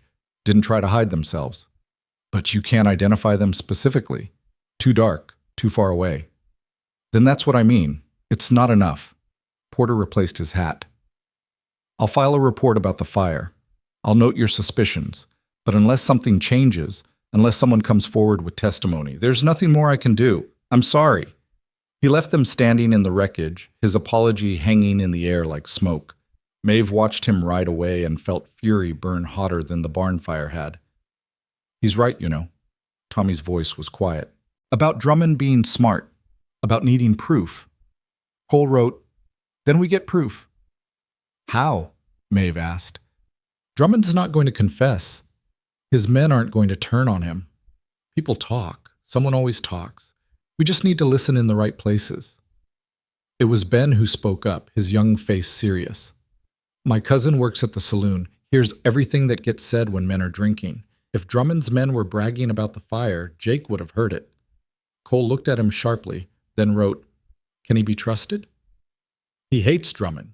Drummond foreclosed on his parents' farm last year. If there's a way to hurt that bastard, Jake would jump at it." Cole nodded slowly, then wrote a longer note, his bandaged hands making the process painful and slow. "Talk to your cousin, see what he's heard. But be careful. If Drummond suspects we're gathering evidence, he'll cover his tracks or worse. No one else can know what we're doing." The next week passed in tense preparation. Cole's hands healed slowly, the burns painful but not crippling, and he threw himself into planning with the same focused determination he applied to everything. Tommy made several trips to town, always with plausible excuses, supplies, equipment, social visits, and came back with fragments of information that they pieced together like a puzzle. Drummond's men had been at the saloon the night of the fire. They'd been drinking, celebrating something. One of them, a man named Dutch, had made a comment about teaching the silent bastard a lesson and watching him dance. Another had laughed about the look on Maddox's face when he saw his barn burning. It wasn't a confession, not quite, but it was close. Close enough that Cole started carrying a small notebook, documenting everything: times, dates, witnesses, every interaction with Drummond or his men. He showed it to Maeve one evening, and she saw the methodical detail of a man who'd once been a scout, who understood that intelligence gathering required patience and precision. You're building a case, she said, understanding dawning. He nodded, wrote, When the time comes, we'll have documentation, we'll have witnesses, we'll have everything Porter needs to make arrests that will stick. And if that's not enough? Cole's expression hardened, and he wrote 3 words that sent a chill down Maeve's spine. Then we improvise. But before they could implement whatever plan Cole was formulating, Drummond made his next move. It came on a Thursday afternoon when Maeve had taken Lily to town for necessities they couldn't avoid purchasing. She'd been careful, kept her head down, made her purchases quickly at Mr. Chen's store. But as she was loading her wagon, a well-dressed man she didn't recognize approached her. Mrs. Turner? I'm Samuel Cross, attorney at law. I have papers for you. He handed her an envelope, tipped his hat with professional courtesy, and walked away before she could respond. With shaking hands, Maeve opened the envelope and read the legal document inside. It was a petition for custody. Silas Drummond was suing for custody of Lily Turner on the grounds that Maeve was an unfit mother, living in sin with a man she wasn't married to, exposing her child to immoral conditions, unable to provide proper care or supervision. The document was filled with legal language she barely understood, but the intent was crystal clear. Drummond was trying to take her daughter. The paper fell from her nerveless fingers. A strangled sound escaped her throat. Not quite a scream, not quite a sob, something caught between rage and terror that made several passers-by stop and stare. "Mama?" Lily's voice was small, frightened. "What's wrong?" Maeve couldn't answer, couldn't speak. She scooped up the papers with shaking hands, lifted Lily into the wagon, and drove out of town with her vision blurred by tears and her mind spinning with panic. She made it halfway home before she had to stop, had to pull the wagon to the side of the road because her hands were shaking too badly to hold the reins. She sat there, gulping air, trying to breathe through the terror that was closing around her throat like a noose. Drummond was going to take Lily. He was going to use the law, use her own choices against her, use the fact that she'd accepted Cole's help as proof that she was unfit, and he would win because he had money and lawyers and judges in his pocket, and she had nothing but desperation and a silent rancher who couldn't even speak in her defense. "Mama, you're scaring me." Lily's voice cut through her panic. "Please don't cry." Maeve looked at her daughter, her beautiful, innocent daughter who'd already lost her father and shouldn't have to face losing her mother too, and felt something inside her crystallize into determination. Drummond could take her property, her reputation, her peace, but he would not take her child, not while she had breath in her body. She wiped her eyes, straightened her spine, and drove the rest of the way home with grim purpose. Cole was in the yard when they arrived, and he took one look at her face and was at the wagon immediately, his expression shifting to alarm. She handed him the papers without a word, watched his face as he read, saw the fury build in his eyes like a storm gathering strength. When he looked up, his gray eyes were blazing with an intensity that should have frightened her. Instead, it made her feel less alone, less powerless. Whatever happened next, she wouldn't face it alone. Cole's hand shook as he wrote, "When is the hearing?" 2 weeks. He's claiming I'm living in immoral conditions, that I'm unfit because I'm not married and living with a man. Her laugh was bitter. He's using your kindness against us. Cole stared at the papers for a long moment, then at Lily, who was watching them both with confused fear. Then he did something Maeve never expected. He knelt down to Lily's level and looked her straight in the eyes. He put one bandaged hand on her shoulder, gentle but firm, and with the other hand, he touched his chest over his heart, then pointed to her, then to Maeve. The message was clear even without words. You're mine, both of you, and I protect what's mine. Lily, with a child's simple understanding, threw her arms around his neck. Don't let the bad man take me, Uncle Cole. Please. Cole held her for a moment, his jaw tight, then stood and wrote with fierce determination. He won't take you, I promise. How can you promise that? Maeve's voice broke. He has the law. He has money. What do we have? Cole looked at her, and in his eyes she saw something that made her breath catch. Not just protectiveness, not just determination, but something deeper, something that looked almost like love. He wrote carefully, each word deliberate. We have the truth. We have witnesses who'll speak for us. And we have something Drummond doesn't understand. We're a family. That means something. It has to mean something. What if it doesn't? What if the judge rules against me anyway? Then we leave. All three of us. We go somewhere he can't find us. Montana, Oregon, California. Somewhere we can start over. You'd give up your ranch, your home, everything you've built? Cole's response was immediate. This land is just dirt without people to share it with. You and Lily, you're what makes it home. If I have to choose between the ranch and you, there's no choice. You win, every time. The words broke something open in Maeve's chest, some last wall she'd been holding against the feelings that had been growing for months. This man, this silent, scarred, impossibly good man, was willing to sacrifice everything for them. Not because he expected anything in return, not because he wanted something from her, but simply because he'd decided they were his to protect. "Cole," she whispered, and found herself moving toward him, found herself in his arms before conscious decision could catch up. He held her carefully, mindful of his healing hands, and she felt the solid strength of him, the steadiness that had kept her anchored through everything. "Mama, are we leaving?" Lily's voice was uncertain. "Do I have to say goodbye to the kittens?" Maeve pulled back from Cole's embrace, looked at her daughter's worried face, and forced herself to sound more confident than she felt. "No, baby, we're going to fight to stay. Uncle Cole and I are going to make sure that bad man can't hurt us anymore." "How?"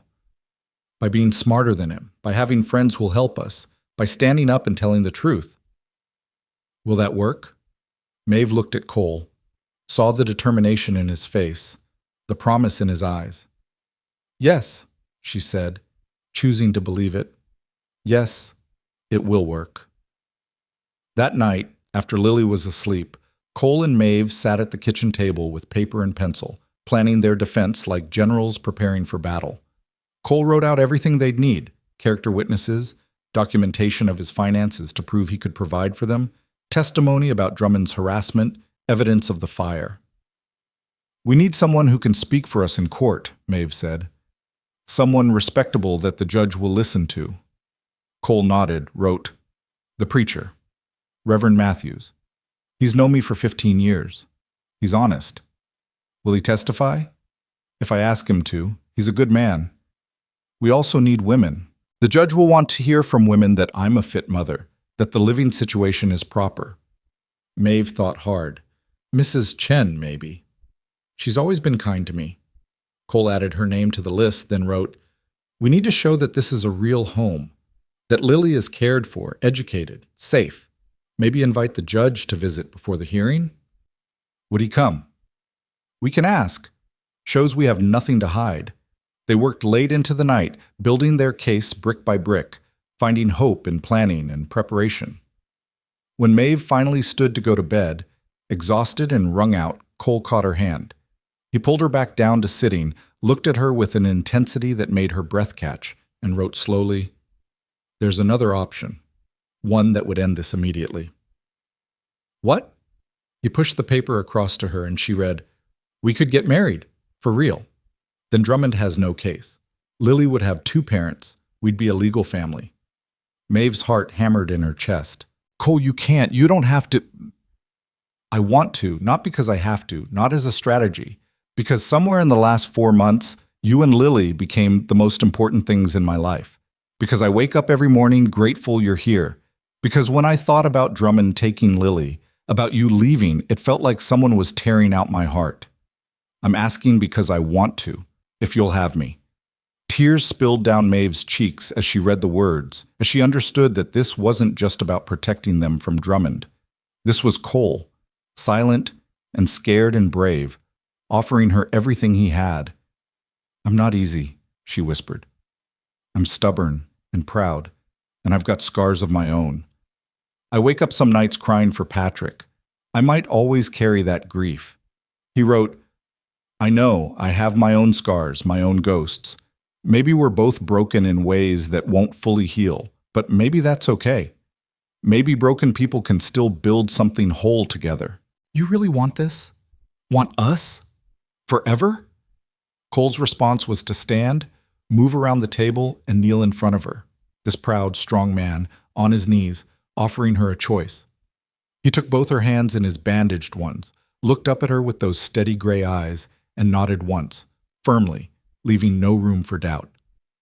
"Yes," Maeve said, the word catching in her throat. "Yes, I'll marry you." The smile that crossed Cole's face was like sunrise breaking over mountains.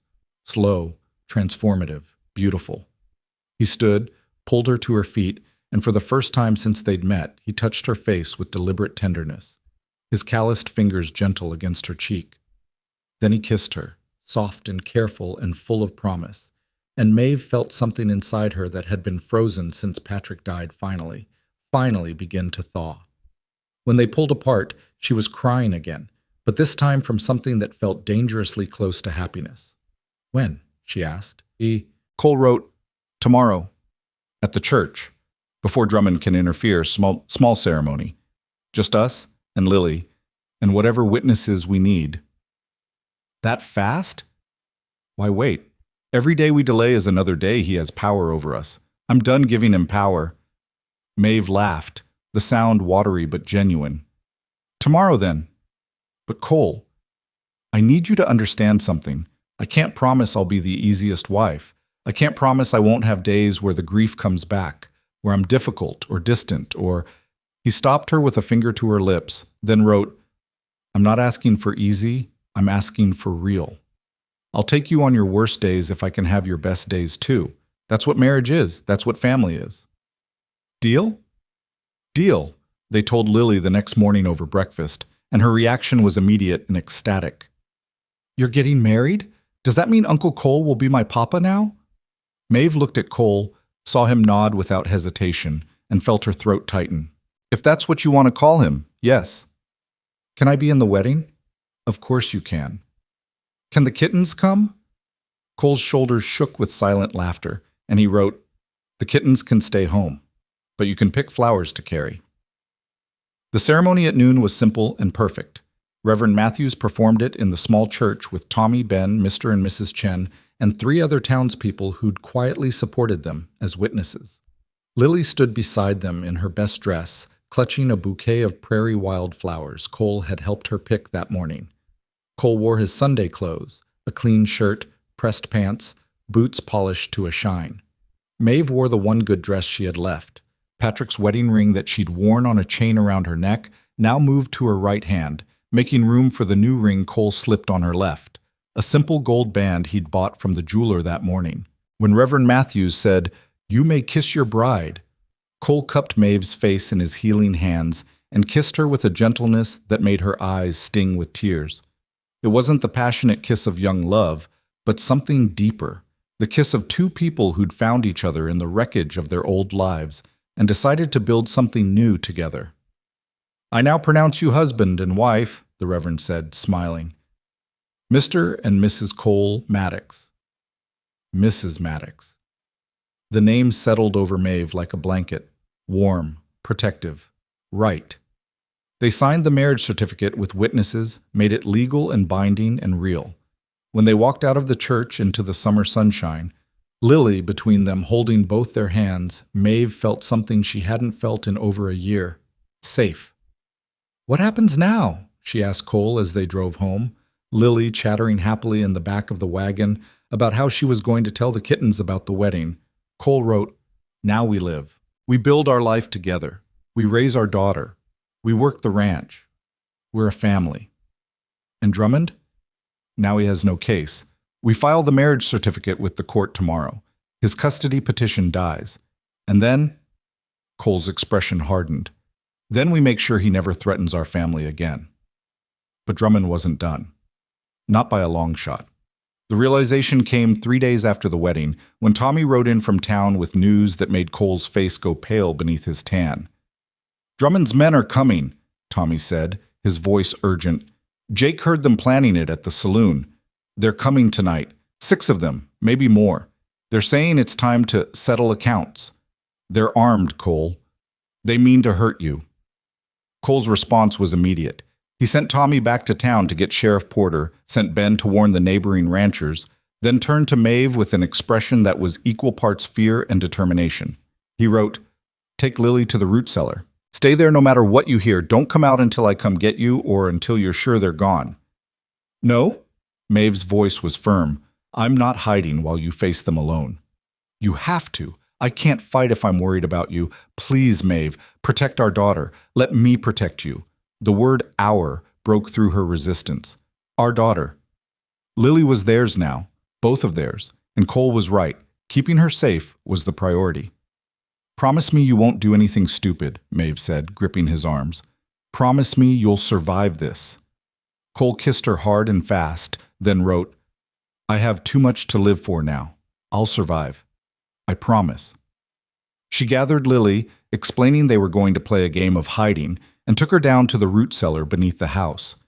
It was dark and smelled of earth and preserved vegetables, but it was safe, with thick walls and a hidden entrance. "Mama, I'm scared," Lily whispered as they settled in the darkness. "I know, baby. But Papa Cole is going to keep us safe. He's very strong and very brave." The word Papa came out naturally now, as if Cole had always been Lily's father, as if their family had always been meant to be exactly this.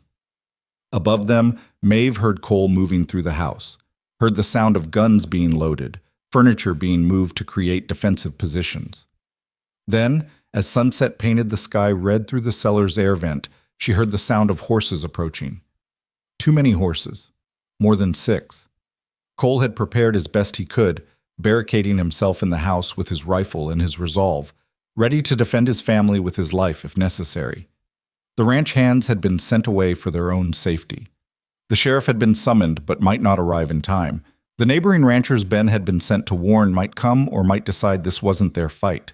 Cole Maddox stood alone in his house, watching through the window as Silas Drummond and 8 armed men surrounded his property and knew that tonight would decide everything, whether his family would survive, whether justice would prevail, whether a silent man's love would be enough to protect the people he'd vowed to keep safe. The riders stopped at the property line, Drummond in the center, his smile visible even in the fading light. And then he called out, his voice carrying across the yard with cruel satisfaction. "Maddox, come out and face what's coming. You can't hide behind women and marriage certificates forever. Tonight, we settle this." In the root cellar, holding Lily close and feeling her daughter tremble with fear, Maeve whispered a prayer she'd once stopped believing in. Prayed for protection, for justice, for the man she'd married to survive the night and come back to them whole. And above them, Cole Maddox checked his rifle one last time, thought about the woman and child depending on him, and prepared to show Silas Drummond that some men couldn't be broken, and some families were worth dying for. Cole's answer to Drummond's challenge was silence. The same silence that had defined him for 20 years, but now weaponized, turned into defiance. He stood visible in the window, rifle held ready, his posture communicating everything his voice could not. "Come closer, and find out what happens." "Still hiding behind that damn mutinous?" Drummond's voice carried mockery. "Still pretending to be some kind of hero? You're nothing, Maddox, just a broken soldier who couldn't even keep his voice, and now you think you can keep a woman and child that don't belong to you?" Cole didn't move, didn't react. In the cellar below, Maeve pressed her hand over Lily's ear and her own face against her daughter's hair, trying to block out the venom in Drummond's words, trying to keep breathing through the terror. "Here's what's going to happen," Drummond continued, his voice taking on the casual tone of a man discussing business. "You're going to send Mrs. Maddox, excuse me. I heard about your hasty little wedding. You're going to send your wife out here. We're going to have a conversation about her debts, about her obligations.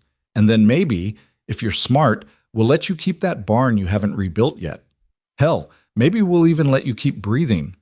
The threat hung in the air like smoke. Cole's hands tightened on his rifle, his jaw set hard as stone. Through the window, he could see Drummond's men spreading out, flanking the house, cutting off escape routes. They were professionals, probably hired guns brought in from Cheyenne or Denver, men who killed for money and didn't ask questions. But Cole had been a scout. He'd survived behind enemy lines for 2 years. He'd learned patience, learned to read terrain and timing, learned that sometimes the best defense was making your enemy uncertain. He moved away from the window, let them wonder where he'd gone. Let them question whether he was preparing to surrender or preparing to fight. In the darkness of the house, he checked his positions, furniture barricades at key points, extra ammunition within reach, clear lines of sight to all approaches. And then he heard it, the sound that changed everything. The distant thunder of hoofbeats growing louder, coming fast, not from town, but from the north and west. The neighboring ranches. Ben had gotten through. The ranchers were coming. "Sir?" One of Drummond's men called out, his voice uncertain. "We got riders coming in, a lot of them." Maeve heard it too, felt hope surge in her chest like a flame catching wind. She lifted her head, straining to hear through the cellar ceiling, and heard Drummond's curse, sharp and vicious. "How many?" 15, maybe 20, from the McAllister place and the Circle K. "They won't interfere, not in this." But the rider's voice was doubtful now. "Sir, that's Jim McAllister leading them. He's got his sons with him, all 4 of them." Through the window, Cole watched the approaching riders, recognition flooding through him. Jim McAllister was 65 years old, a cattleman who'd built his ranch with his own hands and raised 5 children in this hard country. Behind him rode his 4 grown sons, and behind them came ranchers Cole had known for years, men who kept to themselves mostly, who didn't interfere in others' business, but who understood that some lines couldn't be crossed. The riders formed a loose semicircle behind Drummond's men, not threatening but present, their rifles visible on their saddles, their faces hard with purpose. Jim McAllister walked his horse forward, his voice carrying the authority of age and respect. "Evening, Silas. Seems like you've got yourself quite a gathering here." "This is private business, Jim. Doesn't concern you." "Well now, that's where you're wrong." Jim's voice was mild, conversational, but there was steel beneath it. "See, Cole Maddox is my neighbor, has been for near 20 years. And I've got a policy about neighbors. When someone comes to hurt them with armed men in the dark, it becomes my business real quick. He owes debts, he's married to a good woman and raising a child. That's what he's doing, and last I checked, that wasn't a crime." Jim shifted in his saddle. "Now I heard about that fire last month, heard about the riders who watched it burn, heard some interesting talk at the saloon about who might have been behind it." Drummond's face darkened. "Careful with accusations, old man. Not accusing, just saying what I heard, just like I'm saying that Cole Maddox is under the protection of every rancher in this valley. You want to come at him with lawyers and papers? That's one thing. You want to come at him with guns in the dark." Jim let the sentence hang, then gestured to the men behind him. "Well, you can see how we feel about that. You're making a mistake, all of you. I have connections, and we have witnesses." A new voice cut through the darkness, and Maeve's heart leaped as she recognized Sheriff Porter riding in from the east, Tommy beside him. "Got real interesting testimony from 3 of your former employees, Silas. Men who decided they'd rather tell the truth than hang for arson and attempted murder." Drummond's horse shifted nervously, picking up on its rider's tension. "I don't know what you're talking about." "Sure you don't, just like you don't know about Dutch and his boys bragging at the saloon about burning Cole's barn. Just like you don't know about the fake debt additions you tried to hang on Mrs. Maddox. Just like you don't know about the custody petition you filed based on lies." Porter's voice was tired but determined. "I've got signed statements, Silas. I've got witnesses. And Judge Harrison is real interested in hearing about all of it. Harrison is not in your pocket anymore. Turns out his conscience started bothering him. Turns out he's tired of being used to persecute good people while men like you profit." Porter moved his horse closer. "You're under arrest, Silas Drummond. Charges include arson, extortion, fraud, and conspiracy to commit assault. Your men can ride out now, and I'll let them go. But you're coming with me." The moment stretched taut as a wire, every man present understanding that this could still go wrong, that Drummond could order his hired guns to fire, that blood could still be spilled before the night was over. Then Cole did something no one expected. He stepped out onto his porch, rifle still in hand but pointed down, and stood in the lamplight where everyone could see him. His gray eyes found Drummond's across the yard, and in them was a message clearer than words. "You lose. You came to break me and you failed. My family is safe, my home is protected, and you will never threaten us again." Something in Drummond's face crumpled, the realization that his power had limits, that money and connections couldn't overcome the simple fact that he'd finally pushed too far against someone who refused to be broken. "You think this is over?" Drummond's voice was ragged with rage. "You think you've won? I'll destroy you, Maddox. I'll take everything you—" "No, you won't." Jim McAllister's voice cut through the rant. "Because we're all witnesses now. Every rancher here, the sheriff, even your own men who are smart enough to know a sinking ship when they see one. You're done in this territory, Silas. Whether you go to jail or just leave, you're done." One of Drummond's hired guns cleared his throat. "Mr. Drummond, I ain't getting paid enough to go against the sheriff and 20 armed ranchers. I'm riding out." "Me too," another said, already turning his horse. Within seconds, all 8 of Drummond's men had melted away into the darkness, leaving him alone and surrounded, his power evaporating like morning dew in the sun. Sheriff Porter dismounted, pulled out iron cuffs. "Come on, Silas. Don't make this harder than it needs to be." Drummond's shoulders sagged in defeat, and as Porter cuffed him and led him toward a waiting horse, Cole finally allowed himself to breathe. He set his rifle against the porch rail, raised one hand to Jim McAllister in thanks, and then turned toward the house, toward the cellar, toward his family. In the darkness below ground, Maeve heard the sounds of men dispersing, heard voices talking in normal tones instead of threats, heard boots on the porch above, familiar boots, the right weight and rhythm. "Mama?" Lily whispered. "Is it over?" "I think so, baby. I think we're safe now." The cellar door opened, lamplight spilling down, and Cole's face appeared, dirty, exhausted, but whole and unhurt. He climbed down the ladder and Maeve met him at the bottom, throwing her arms around him with such force he stumbled back against the wall. "You're alive! Thank God you're alive!" He held her tight with one arm, the other reaching for Lily, who wrapped herself around his leg. For a long moment, they simply stood there in the dim cellar, holding each other, 3 people who'd been strangers 4 months ago and were now a family in every way that mattered. When they finally climbed out of the cellar, they found Jim McAllister and several other ranchers still in the yard, Sheriff Porter having ridden off with his prisoner. "Cole." Jim approached the porch, his weathered face kind. "That was a hell of a thing. We're glad you're all right." Cole grabbed his paper and pencil, wrote quickly. "Thank you for coming. I won't forget it." "We look after our own out here, you know that." Jim glanced at Maeve, touched his hat. "Ma'am, congratulations on your marriage. You got yourself a good man." "I know," Maeve said, her voice thick with emotion. "Thank you for helping us." "Just doing what's right." Jim looked back at Cole. "You're going to need help rebuilding that barn. Some of us will be by tomorrow to start. No arguments. It's what neighbors do." Cole's hand trembled as he wrote, "I don't know how to repay this kindness." "You already did. You stood up to a bully when everyone else was too scared to act.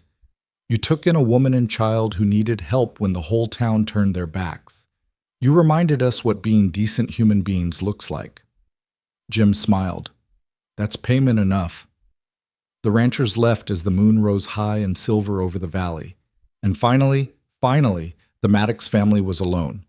Cole carried a sleeping Lily to her bed, tucked her in with gentle hands, and stood watching her for a long moment before returning to where Maeve waited in the main room. She was crying again, but this time it was relief, the release of tension that had been building for months. Cole pulled her into his arms, let her sob against his chest, his own eyes suspiciously bright in the lamplight. When she finally quieted, he tilted her face up to his and kissed her with a tenderness that made her heart ache. Then he pulled back, wrote on the paper he always kept ready. "It's really over. We're safe now." "Are we?" Maeve searched his face. "What if Drummond gets out? What if he comes back?" Cole shook his head firmly, wrote, "Sheriff said the evidence is solid. Multiple witnesses signed confessions, documented fraud. Drummond is going to prison for a long time, and even if he doesn't, everyone knows now what he is. He has no power anymore. I'm afraid to believe it, afraid to hope that we can actually just live, be a family, be happy. We can, we will." Cole's writing was emphatic. No more running, no more fear. "This is our home. You're my wife. Lily is our daughter. That's our life now. Nothing simple, nothing easy, but ours." Maeve read the words through blurring vision, then looked at this man who'd saved her, married her, fought for her, and felt the last of her walls crumble. "I love you," she whispered. I don't know when it happened, but I love you, Cole Maddox. The smile that spread across his face was like sunrise, slow, beautiful, transforming. He set down the pencil, cupped her face in both hands, and kissed her again, deeper this time, a kiss that promised forever and meant it. When they finally pulled apart, Cole wrote one more line. I've loved you since the day I saw you on your knees in that market, protecting your daughter with everything you had. You were the bravest person I'd ever seen. You still are. That night, they slept in each other's arms for the first time, not out of necessity or convenience, but because they wanted to, because they'd chosen each other, because they were husband and wife, not just on paper, but in their hearts. The next morning dawned clear and golden, and true to Jim McAllister's word, a dozen ranchers arrived after breakfast with lumber and tools and strong backs ready to work. They raised a new barn in 3 days, bigger than the old one, built solid to last generations. Maeve cooked for the work crew, her kitchen full of the sounds of men eating and laughing and sharing stories. She watched through the window as Cole worked alongside his neighbors, watched him pause occasionally to check on Lily playing with her kittens, watched him look toward the house and meet her eyes with a warmth that still made her breath catch. This was her life now. This was home. Word spread through Red Mesa about Drummond's arrest, about the evidence against him, about how Cole Maddox and his new wife had stood against corruption and won. The town gossips found new targets for their venom. The women who'd been cruel to Maeve in the general store suddenly discovered urgent business elsewhere whenever she appeared. But there were others, women like Mrs. Chen, like the Reverend's wife, like Jim McAllister's daughter, who began seeking Maeve out, offering friendship tentatively at first. Then with increasing warmth when they realized she harbored no grudges, carried no bitterness for how she'd been treated. You could be angry with us, Mrs. Chen said one afternoon over tea in Maeve's kitchen, for not helping when you needed it. I was angry, Maeve admitted, but anger takes energy I don't have anymore. I'd rather spend it being grateful for what I have now. Your husband is a good man. The whole town sees it now. They always should have seen it, but I'm glad they do now. 3 weeks after Drummond's arrest, Sheriff Porter rode out to the ranch with news. Trial's set for next month. Judge Harrison wants you both to testify. Cole especially. He wants to hear from the man who stood up when no one else would. Cole's expression was troubled as he wrote, I can't speak. How can I testify? Judge knows that. Said you can write out your testimony, that he'll accept it as legal statement. More than that, he said your actions speak loud enough. Said the fact that you risked everything to protect your family and your neighbors, that you didn't resort to violence even when you had cause, says more about your character than words ever could. After Porter left, Maeve found Cole on the porch, staring out at the rebuilt barn, at the land he'd nearly lost, at the life they'd fought so hard to keep. What are you thinking? She asked, settling beside him. He wrote, that I spent 20 years thinking my silence made me less than whole, that I'd never have a real life because I couldn't speak. Then you came, and Lily, and I learned that silence doesn't mean you have nothing to say. It just means you have to say it differently. You've said more to me without words than most men say in a lifetime. I know, and I'm not afraid of the silence anymore, because I have you. Cole took her hand, laced their fingers together. When I see Lily laughing, when I wake up next to you, when I work this land knowing I'm building something for our family, that's me speaking. That's my voice, just in a different language. It's a beautiful language, Maeve said softly. The trial came and went in a single day. Drummond's lawyers tried to fight, but the evidence was overwhelming. Testimony from his former employees, documentation of fraudulent debts, witness statements about the fire, proof of extortion and harassment. Cole's written testimony was read aloud by Judge Harrison himself, every word clear and damning, painting a picture of systematic abuse of power. The verdict was guilty on all counts. The sentence was 15 years in territorial prison. When it was over, when Drummond was led away in chains, Cole and Maeve stood on the courthouse steps in the summer sunshine, and Maeve felt a weight lift from her shoulders that she'd been carrying so long she'd forgotten what freedom felt like. It's really over, she said, testing the words. We won. Cole squeezed her hand, then knelt down to where Lily waited with Tommy. He wrote on his paper, showed it to her. We're safe now, little one. No more bad men. Just us, our family, our home. Forever? Lily asked seriously. Cole nodded, pulled her into a hug, and over her shoulder met Maeve's eyes with a look that held every promise he couldn't speak. Forever. I've got you both. Until my last breath. That's my vow. The summer faded into fall, and fall into winter, and life on the Maddox Ranch settled into rhythms that felt ancient and right. Cole worked the land with his hired hands, expanding his herd, planning for the future. Maeve managed the household, tended her growing garden, and discovered she had a gift for healing. Neighbors began showing up with minor injuries and ailments, trusting her gentle hands and practical knowledge. Lily thrived, growing taller and bolder, spending her days exploring the ranch with fearless curiosity. She'd taken to helping Cole with the horses, showing an intuitive understanding of the animals that made him swell with pride. She called him Papa without hesitation now, and when she was scared or hurt, she ran to him as readily as she ran to Maeve. The kittens grew into cats, and one of them, Mischief naturally, adopted Lily as her special human, following her everywhere and sleeping at the foot of her bed every night. Winter brought snow and cold and long evenings by the fire, the three of them together in the warm house while the wind howled outside. Cole taught Lily to play chess using a set carved from wood, his patience infinite as she learned. Maeve read aloud from books Cole ordered from Denver, her voice filling the house with stories of adventure and romance in far-off places. And at night, when Lily was asleep and the house was quiet, Cole and Maeve would sit together on the sofa or lie in their bed, and he would tell her things through his careful writing, about the war, about the loneliness before she came, about his hopes for their future. And she would tell him about Patrick, about the grief that still surfaced sometimes, about her gratitude for this second chance at love and family. They learned each other slowly, building intimacy through small moments, the way Cole would leave wildflowers on her pillow, the way Maeve would mend his clothes with extra care, the way they developed their own language of looks and touches and gestures that needed no words to convey meaning. Spring arrived with green grass and new calves, and Maeve discovered she was pregnant.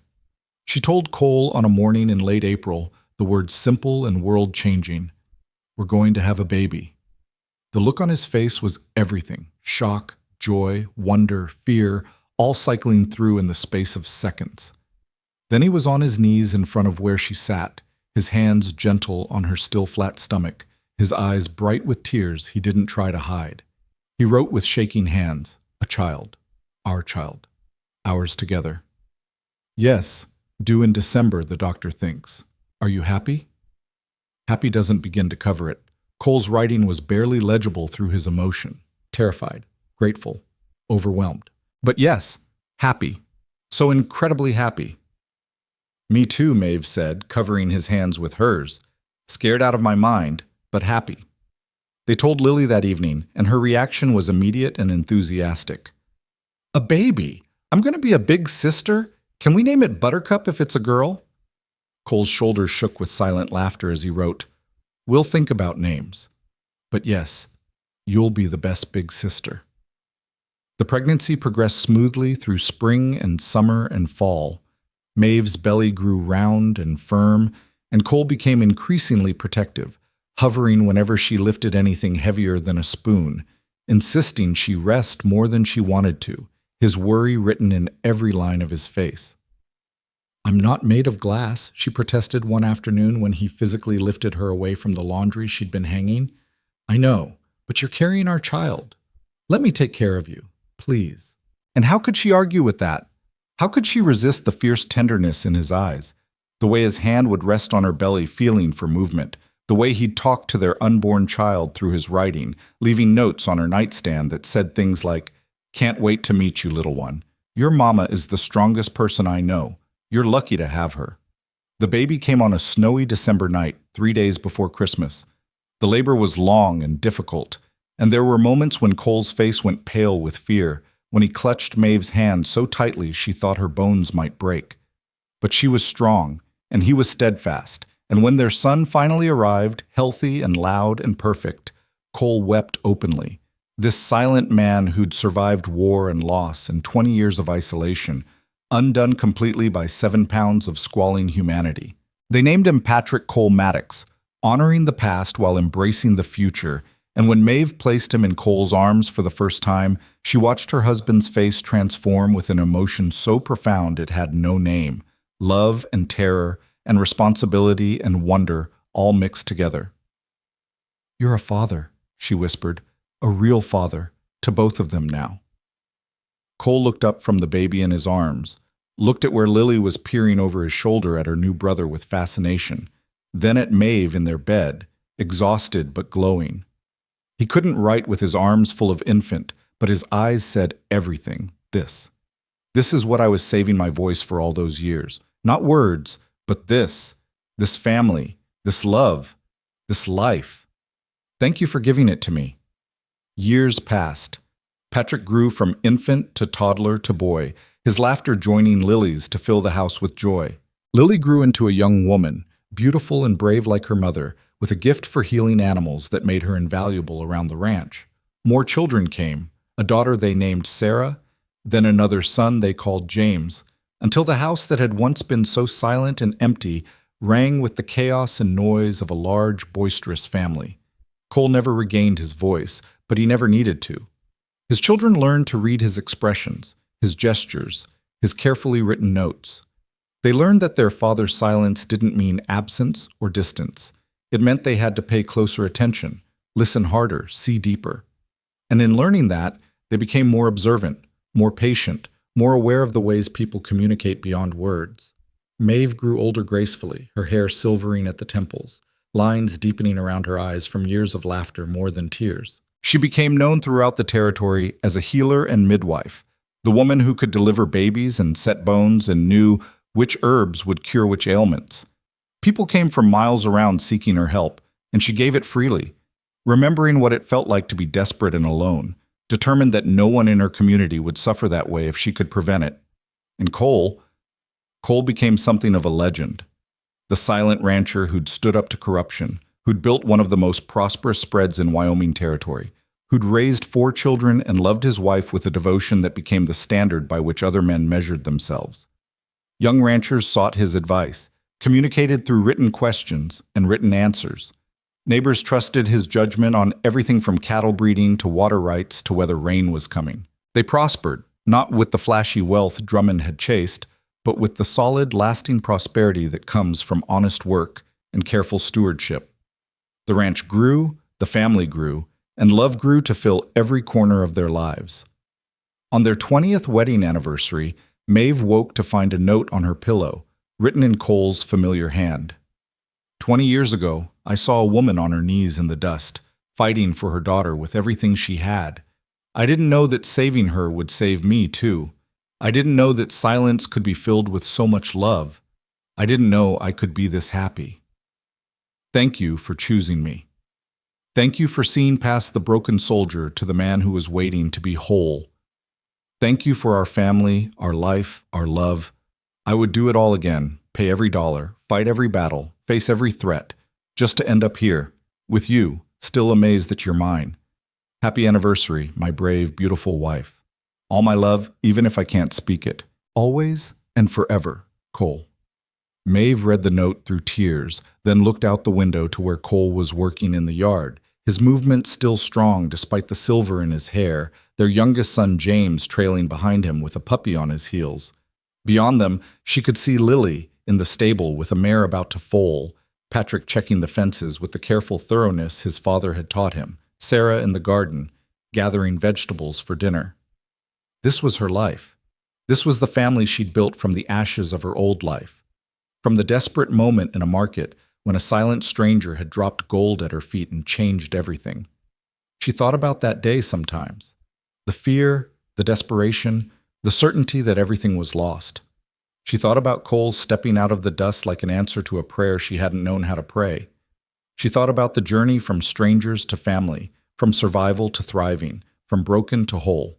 And she thought about how sometimes the best love stories aren't the ones that start with passion and fireworks, but the ones that start with simple kindness, with a man who saw suffering and chose to act, with a woman who chose to trust, with 2 broken people who decided to build something whole together. That evening, as the sun set gold and rose over the valley, as their children gathered for the anniversary dinner Maeve had prepared. As Cole sat at the head of the table and looked around at the family he'd built with such obvious contentment, Maeve raised her glass. "A toast," she said, her voice carrying to every corner of the room. "To the man who saved us 20 years ago and has saved us every day since. To the husband who proves every morning that actions speak louder than words. To the father who teaches our children what strength and kindness look like. To Cole Maddox, the love of my life, the heart of our family, the best thing that ever happened to me." Cole's eyes were suspiciously bright as he raised his own glass, then pulled out a note he'd prepared. "To my family, my everything. The reason I wake up grateful every morning. I love you all." They drank together, this family of 6, in a house filled with laughter and love and the kind of peace that only comes from surviving the worst and choosing to build something beautiful from the rubble. And later, when the children were asleep and the house was quiet, when Cole and Maeve sat together on their porch, watching the stars emerge one by one over the Wyoming prairie, she leaned against his shoulder and whispered, "Thank you for choosing us that day, for seeing us when everyone else looked away." Cole pulled out his paper one last time, wrote by the light of the moon. "Thank you for following me home, for trusting a silent stranger, for building this life with me. You and Lily, now all our children, you're the best thing I never knew I was waiting for. I'd pay that $800 1,000 times over for this. For you. For us." Maeve kissed him then, soft and sweet, a kiss that tasted like 20 years of marriage and forever still to come. And in the comfortable silence that followed, the silence that had once seemed like a barrier but had become their native language, they sat together and watched the night deepen. Two people who'd found each other in the dust and built a love that would outlast them both. The story that had started with a widow's desperate prayer and a silent man's gold had become something neither of them could have imagined. A family, a legacy, a life so full of love that silence became its own kind of poetry. And somewhere in the darkness, the prairie wind whispered through the grass, carrying their story across the valley, past the rebuilt barn and the thriving cattle and the land that had witnessed it all. A reminder that sometimes the most powerful words are the ones never spoken, and sometimes the greatest love stories are written not with voices but with hearts brave enough to act when action is needed most. Cole and Maeve Maddox lived out their days on that ranch, surrounded by children and grandchildren, building a legacy that would last generations. And when people asked how they'd built such a strong marriage, such a beautiful family, Maeve always smiled and said the same thing. "We learned that love isn't about grand gestures or pretty words. It's about showing up every day. It's about choosing each other when things get hard. It's about protecting what matters most, no matter the cost. My husband taught me that. He never spoke a word, but he taught me everything that matters."